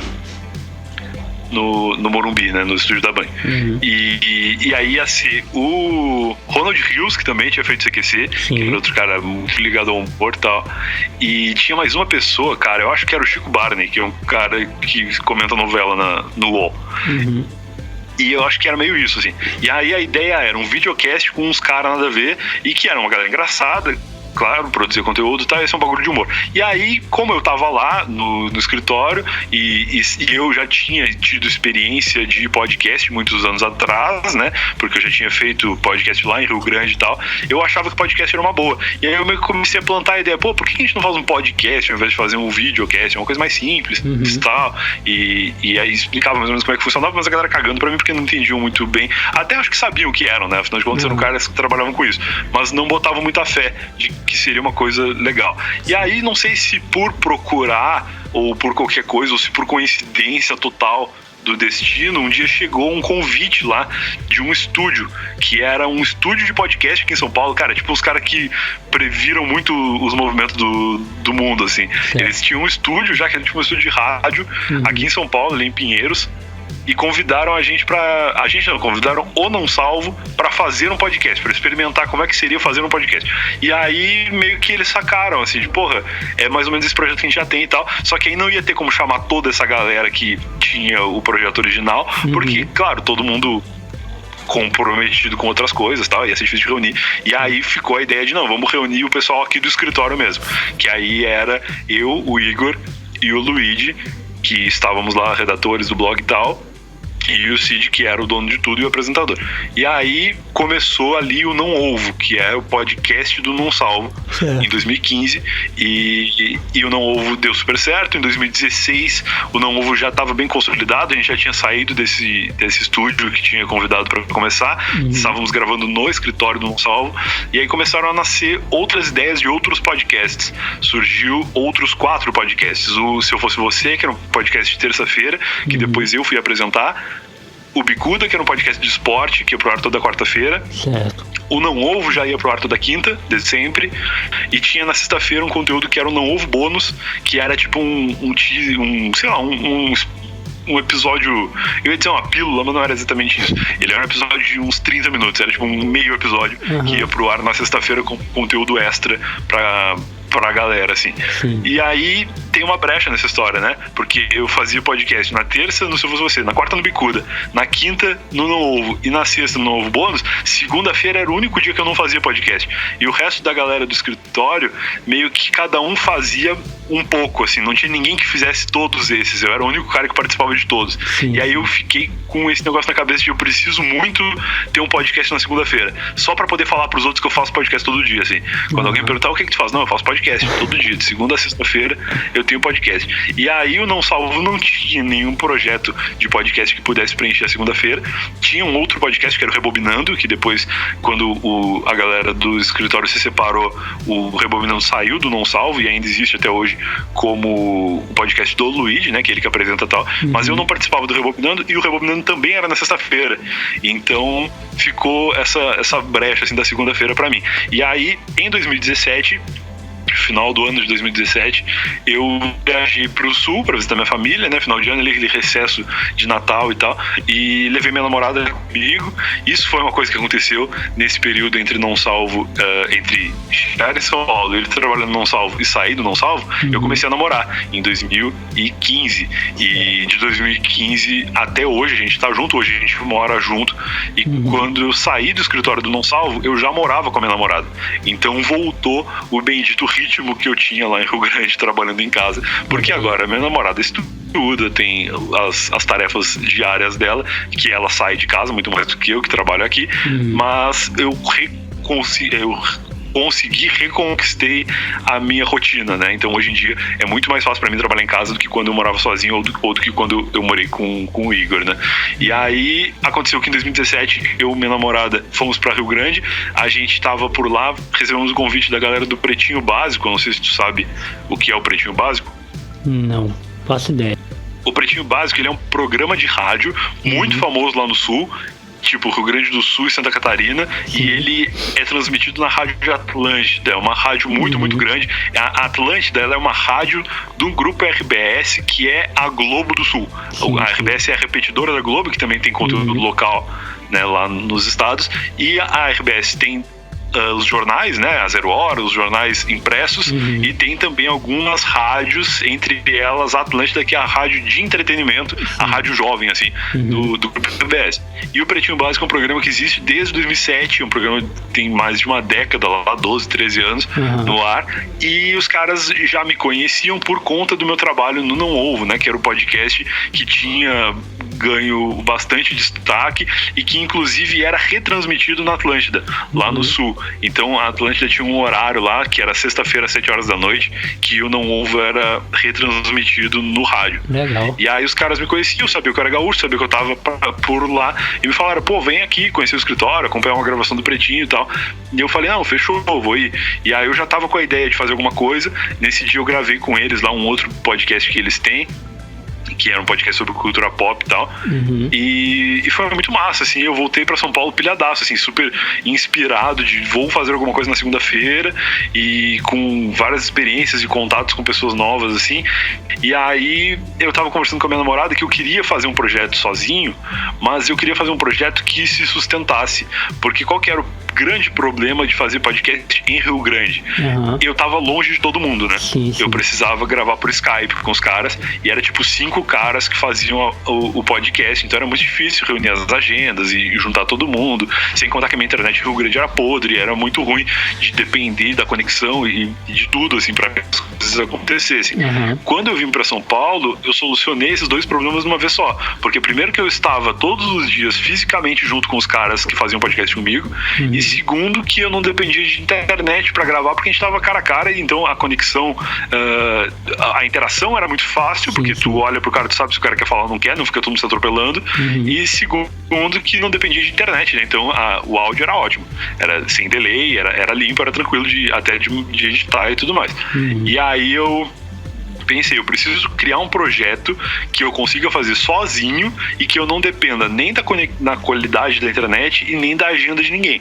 E aí o que eu encontrei a fórmula pra mim foi um podcast que eu fizesse sozinho, que eu fosse a única pessoa fixa do podcast, e que fosse sempre com um convidado só. Então eu tinha isso na cabeça, eu preciso de um podcast que eu grave sozinho, que seja responsável por tudo, e que eu tenha um convidado. E aí, quem que vai ser esse convidado? Aí eu pensei, preciso que o convidado dependa do tema, né? Na época era muito normal que podcast tivesse tema. Eu vou definir o tema e eu vou chamar a pessoa para falar sobre esse tema.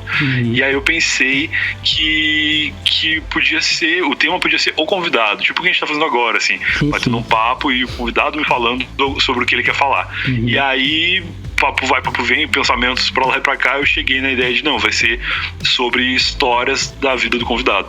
E aí eu tinha uma inspiração que era o Conta-me Tudo, que é um podcast português, que eu acho que hoje em dia não existe mais, mas era um podcast que eu gostava muito de ouvir, assim, os caras estão lá de Lisboa, eu acho, ou do Porto, e era um podcast muito parecido, assim, de as pessoas contarem histórias, com a diferença que ele é um espetáculo, ele acontece no teatro, e o apresentador, ele simplesmente dá o microfone na mão da pessoa e fala, sobe no palco e conta uma história, e a pessoa sobe e conta a história dela, e eu como ouvinte, achava isso maravilhoso, porque eu gostava muito de ouvir as histórias que as pessoas contavam, mas eu ficava nervoso porque as pessoas contavam sozinhas as histórias, e elas, às vezes, pulavam detalhes que eu queria saber melhor, assim, eu falava, se eu pudesse perguntar para essa pessoa algum detalhe sobre essa história, para saber melhor, tá, mas para aí, como que isso acontece exatamente? Antes de continuar a história, me explica esse detalhe aqui.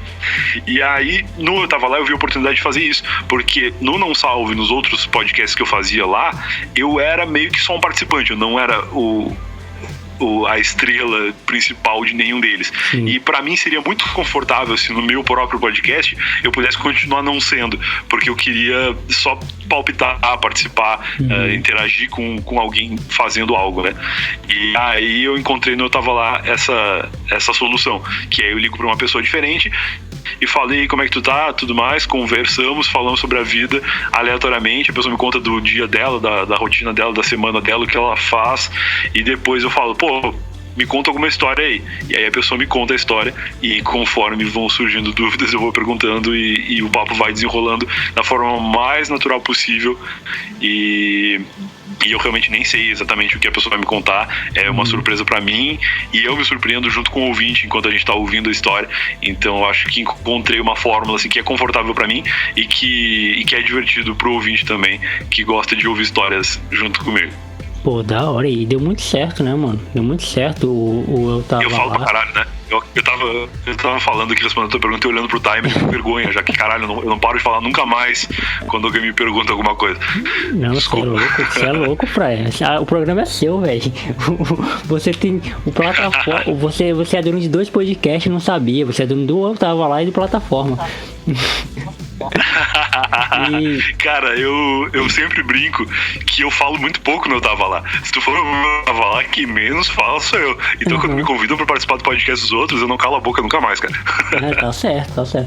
E, Brian, legal isso, porque assim, eu pra saciar essa minha vontade de falar, de produzir conteúdo, eu criei 2 podcasts. Eu criei o Teólogo de Quinta, que é um podcast curto, 20 minutos, no máximo 30. No formato onde é um monólogo, na verdade, né? Eu pego um assunto da semana, ou então alguns assuntos, atualmente eu tô muito preguiçoso. O que eu faço? Eu vou lá no meu status do WhatsApp e falo, galera, tô sem tema pra semana, alguém pode me indicar alguma coisa pra eu gravar? Aí o pessoal vai lá no meu WhatsApp, né, e manda, fala sobre isso, fala sobre aquilo, aí eu vou lá e gravo. E aí é um monólogo, eu gravo sozinho. E o Plataforma eu criei também nessa. Eu tenho uma veia jornalística desde criança, sabe? Desde criança que eu gosto de me comunicar, velho. Eu gosto de me comunicar. Tipo, eu sempre gostei dessa coisa. Eu era tipo de criança que assistia Jornal Nacional. Nenhuma criança da minha idade assistia Jornal Nacional. Eu assistia porque eu gostava de ver a forma que o cara chamava a notícia, a forma que o repórter lia o roteiro, e do roteiro, sabe? Era muito genial pra mim, sempre foi genial. E aí, quando eu fui crescendo mais um pouquinho, eu cresci assistindo Marília Gabriela, né? E eu amava o jeito que aquela mulher fala. Eu amo ela até hoje, na verdade. Então eu gosto muito dessa coisa de entrevistar pessoas, me comunicar com pessoas. E eu criei a plataforma justamente também por essa necessidade. Eu tinha o Pointcast, o Pointcast, ele é o podcast do blog Outro Ponto.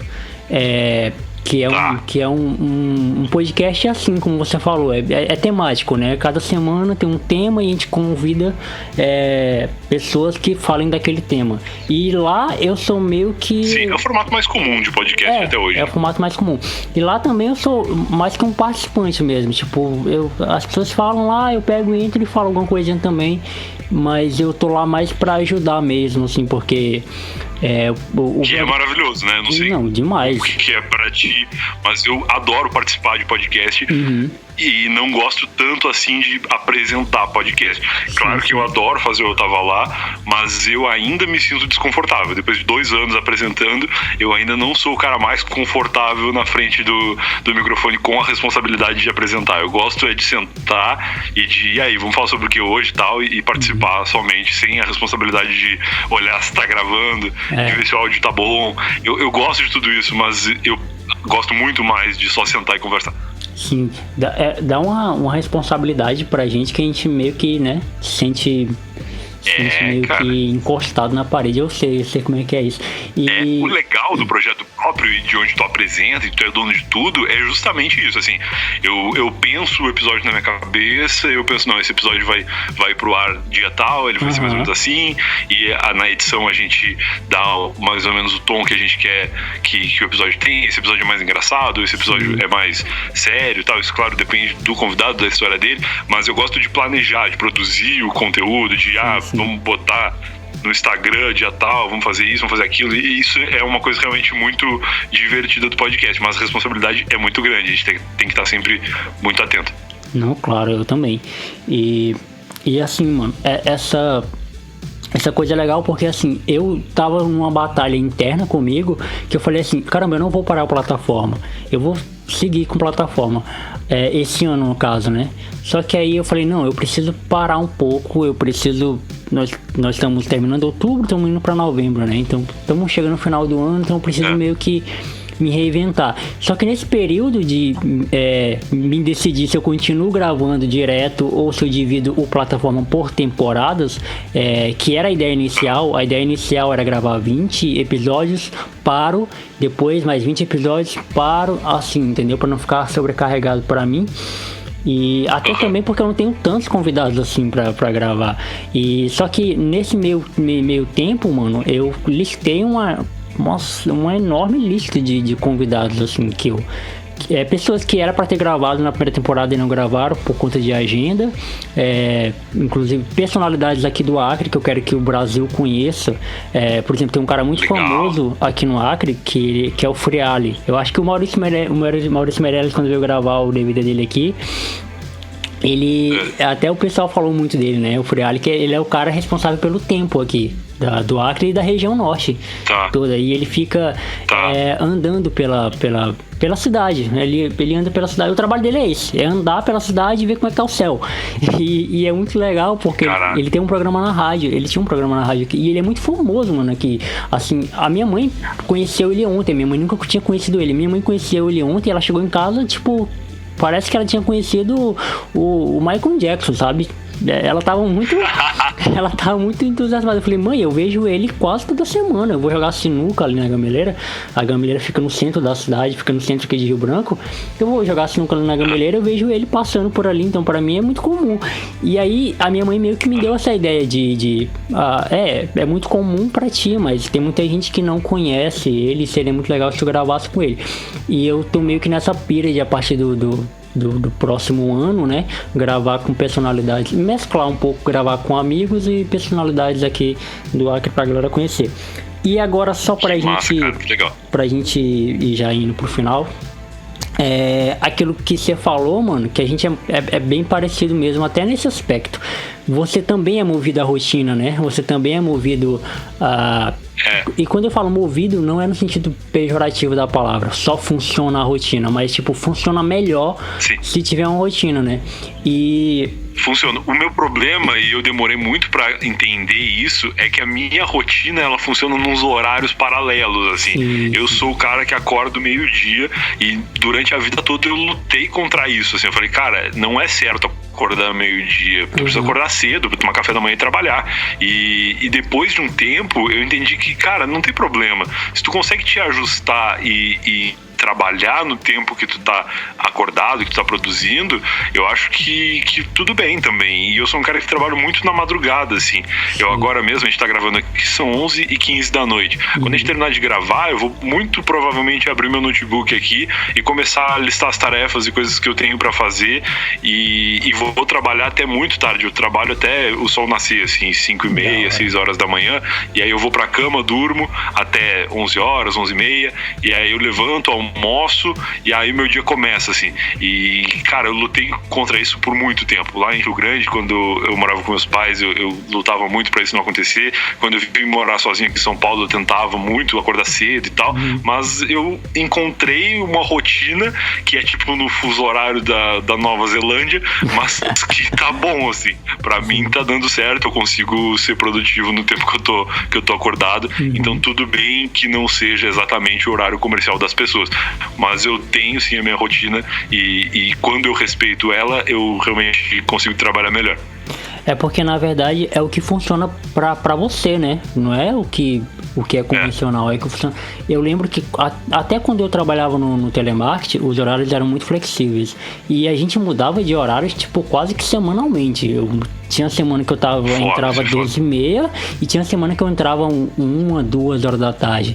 E assim, eu dormia também até muito tarde. Eu lembro que teve um período que foi, eu acho que um dos piores períodos que eu trabalhei no telemarketing, que eu entrava 13h40 da tarde e saía 10 da noite. Então eu acordava meio-dia, obviamente porque eu passava a madrugada assistindo séries, ou tomando tereré. Inclusive é um assunto que eu queria até falar contigo, só que eu acho que nesse podcast não vai caber. Talvez em outros podcasts a gente pode falar sobre o tereré e o chimarrão. Inclusive eu tô tomando tereré agora nesse exato momento e tô suando pra caramba, porque aqui, mano, aqui no Acre, eu costumo dizer que o Acre é o Ceará do Norte, sabe? É muito quente, velho. É muito quente, velho. E, enfim, tomava tereré com os meus amigos até 3, 4 da manhã e aí ia dormir. E eu meio que funciono assim também. Eu funciono, tipo, em horários que ninguém entende. E só pra gente concluir, ainda falando nessa questão de rotina, acontece que muitas vezes a gente meio que ignora a questão da rotina por achar que ela vai limitar a gente, mas sendo que na verdade a gente precisa de uma certa ordem, né? Mas tipo, mesmo que você não tenha uma planilha, mas você precisa ter uma linha mental do que você vai fazer, porque você senão acaba se perdendo totalmente. E eu andei lendo que isso é péssimo para criatividade. Você não ter rotina é péssimo para criatividade, porque acaba que você não consegue absorver as ideias que você tem e elas se perdem, né? Pode ser. Isso aí eu acho que é muito individual mesmo. Eu sou um cara que vou encontrando formas de trabalhar as coisas que eu faço hoje em dia, né? Eu sou muito planilheiro, assim. Eu tenho muita planilha. Tanto de finanças, né? Comecei a fazer planilha por questão financeira, de quanto dinheiro vai entrar esse mês, pra onde que esse dinheiro tem que ir, as contas da casa que eu tenho que pagar. Tipo, vai entrar X esse mês e eu tenho que pagar essas contas fixas da casa e eu tenho que pagar as contas da empresa também, né? Porque quando tu começa a profissionalizar o teu trabalho independente, tu precisa emitir nota, né? Tu vai fazer uma publicidade, tu vai falar de um produto, tu vai vender algum produto, tu precisa emitir nota para as empresas e aí tu te vê na necessidade de também ser uma empresa, né? E tudo isso são responsabilidades que tu tem que levar em paralelo às outras responsabilidades da tua vida. Tu não pode parar um âmbito da tua vida e tocar outro, né? Então, são coisas que eu precisei fazer uma planilha para me organizar. E aí, depois disso, eu virei o cara das planilhas. E hoje eu tenho planilha até de episódios futuros do Eu Tava Lá, porque o Eu Tava Lá ele é gravado por temporadas, né? Eu terminei de gravar esse ano em setembro. Então, setembro eu parei as gravações e eu já tenho episódios gravados até metade de janeiro que estão saindo aí. Agosto inteiro foi publicado, outubro inteiro está sendo publicado agora. Aliás, agosto, setembro. Não, caralho, me perdi muito no ano agora. Setembro eu acabei, aí setembro inteiro foi publicado. Agora outubro inteiro está sendo publicado, novembro e dezembro já estão também prontos, e no meio de janeiro eu devo começar a reorganizar as coisas para gravar com os convidados novos o primeiro semestre de 2020, né? E nesse meio tempo aí que as coisas já estão gravadas, eu tenho as minhas planilhas para organizar qual episódio é o próximo, o que eu tenho que falar em cada episódio, porque eu gravo as conversas, né? O que eu já tenho gravado até janeiro é a hora que o convidado atende o telefone, a gente conversa, a hora que desliga o telefone acaba a conversa. Depois, na semana que o episódio vai pro ar, eu gravo o começo, né, a apresentação, e o encerramento, que é onde a gente introduz as inserções publicitárias, onde a gente fala das marcas e tal, e isso precisa ser gravado na semana, porque até a sexta-feira anterior a gente pode fechar alguma coisa e mudar tudo, assim, mas eu tenho planilhas com ordens dos episódios e ordenados em uma ordem que faz sentido pra mim. A gente tem o algoritmo do Eu Tava Lá, que se tu te interessar eu posso explicar com mais detalhes depois. Com certeza. Eu vou começar a gravar a segunda temporada em janeiro, na primeira semana de janeiro, e pra ir ao ar em fevereiro. Então a plataforma volta em fevereiro e aí já fica um gancho pra gente encerrar o programa. Te agradecendo, Brian, nossa, enormemente. Você realizou um dos meus sonhos, que o primeiro é gravar contigo, o segundo é participar do Eu Tava Lá. E você realizou um sonho meu, mano. E eu fico muito honrado e muito grato pela sua humildade, porque assim, e aí onde vai entrar a minha explicação, por que humildade? Porque eu já cheguei a convidar pessoas, porque eu sou um podcast que tô começando, né? Meu blog nem é independente ainda. E assim, já cheguei a mandar mensagens pra muita gente, não gente do meio do podcast, mas gente de outros meios, assim. E eles, nem me responderem, sabe? Eles visualizarem, mandar e-mail. Eu sou um cara que enche muito o saco do convidado. Eu encho muito o saco mesmo.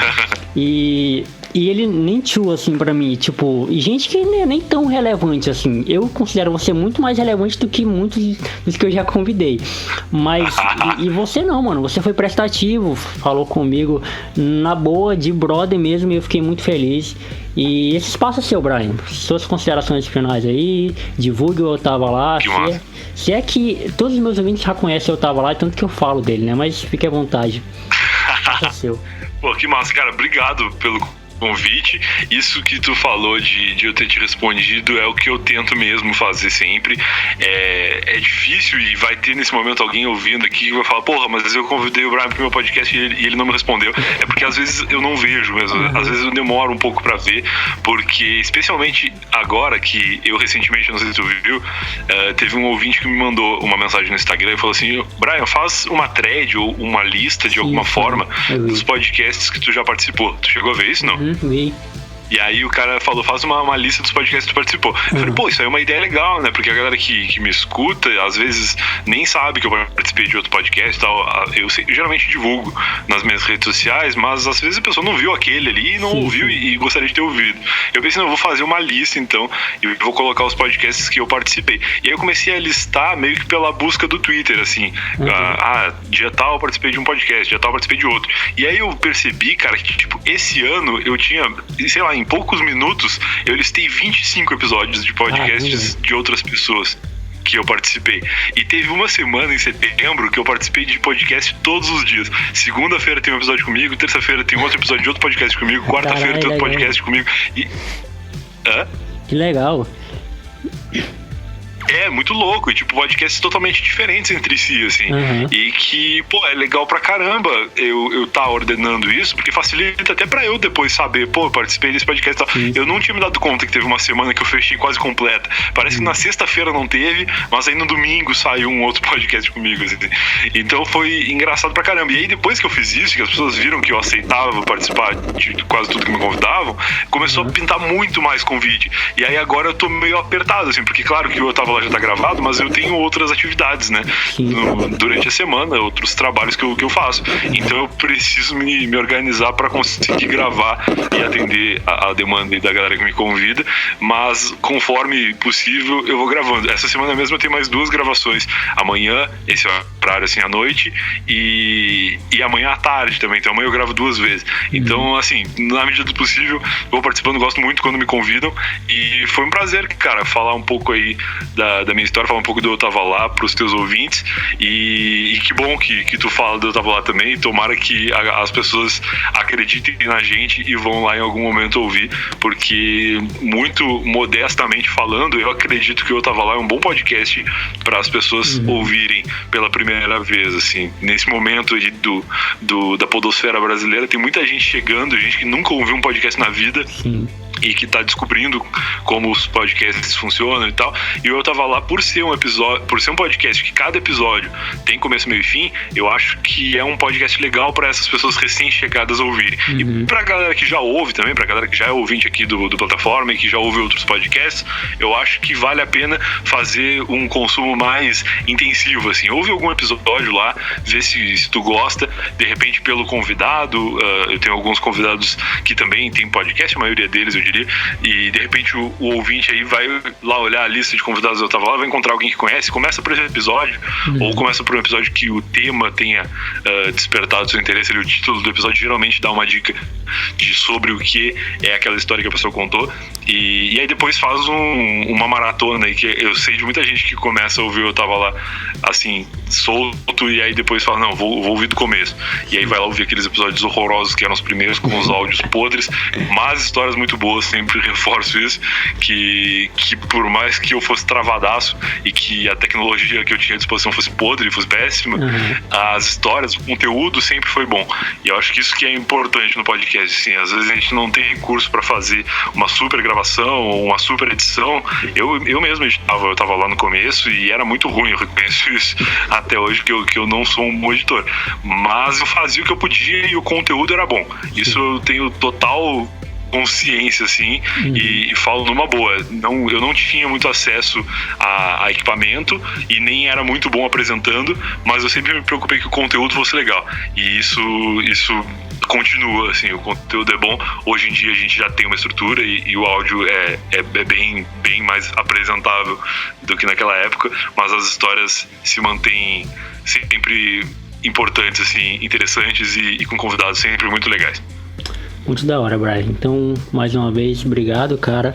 E para quem ouviu a gente até aqui, esse foi o plataforma número 20. Agora a gente vai dar uma pausa aí de 2-3 meses e a gente retorna ano que vem com plataforma 21. E como prometido, eu nem imaginava que seria possível terminar o ano gravando com o Brian, mas eu consegui. Eu achava que eu ia conseguir gravar contigo no episódio número 50, 52, depois que a plataforma já tivesse ganhado corpo, assim, aí o Brian ia ouvir o meu podcast através de alguém, assim. Mas, mano, muito legal. É bom ver a forma que as coisas acontecem. E isso dá um gás pra gente, né? Claro, com certeza. Pra gente continuar. Com certeza, e eu entendo muito isso porque eu sou um cara que convido pessoas pro meu podcast toda semana, né? Então, assim como tu foi lá me chamar pra participar do teu podcast, toda semana eu tô indo chamar alguém. Hoje em dia não toda semana, né? Porque a gente grava bastante tempo antes, mas quando eu estou em período de gravação, eu gravo quase diariamente. Tem dias que eu gravo 2-3 episódios. Então eu tô sempre lá chamando as pessoas para gravarem meu podcast também. E eu sei perfeitamente como é estar do outro lado. E eu sei como é legal quando alguém que te convida, assim, nem botando muita fé que a pessoa top, a pessoa fala, não, vamos lá, vamos gravar tal. E isso dá realmente uma animada. Então que bom que eu pude ser essa pessoa no plataforma hoje. Com certeza. Então é isso aí, Brian. Valeu, cara. Muito obrigado por esse tempo que você passou aqui com a gente, por essas quase 2 horas. E tamo junto. Real, hein? Caramba, nem percebi. Tamo junto, até a próxima, mano. Valeu, cara. Abraço e vamos combinar essa história no Eu Tava Lá aí a qualquer momento. Com certeza. Falou.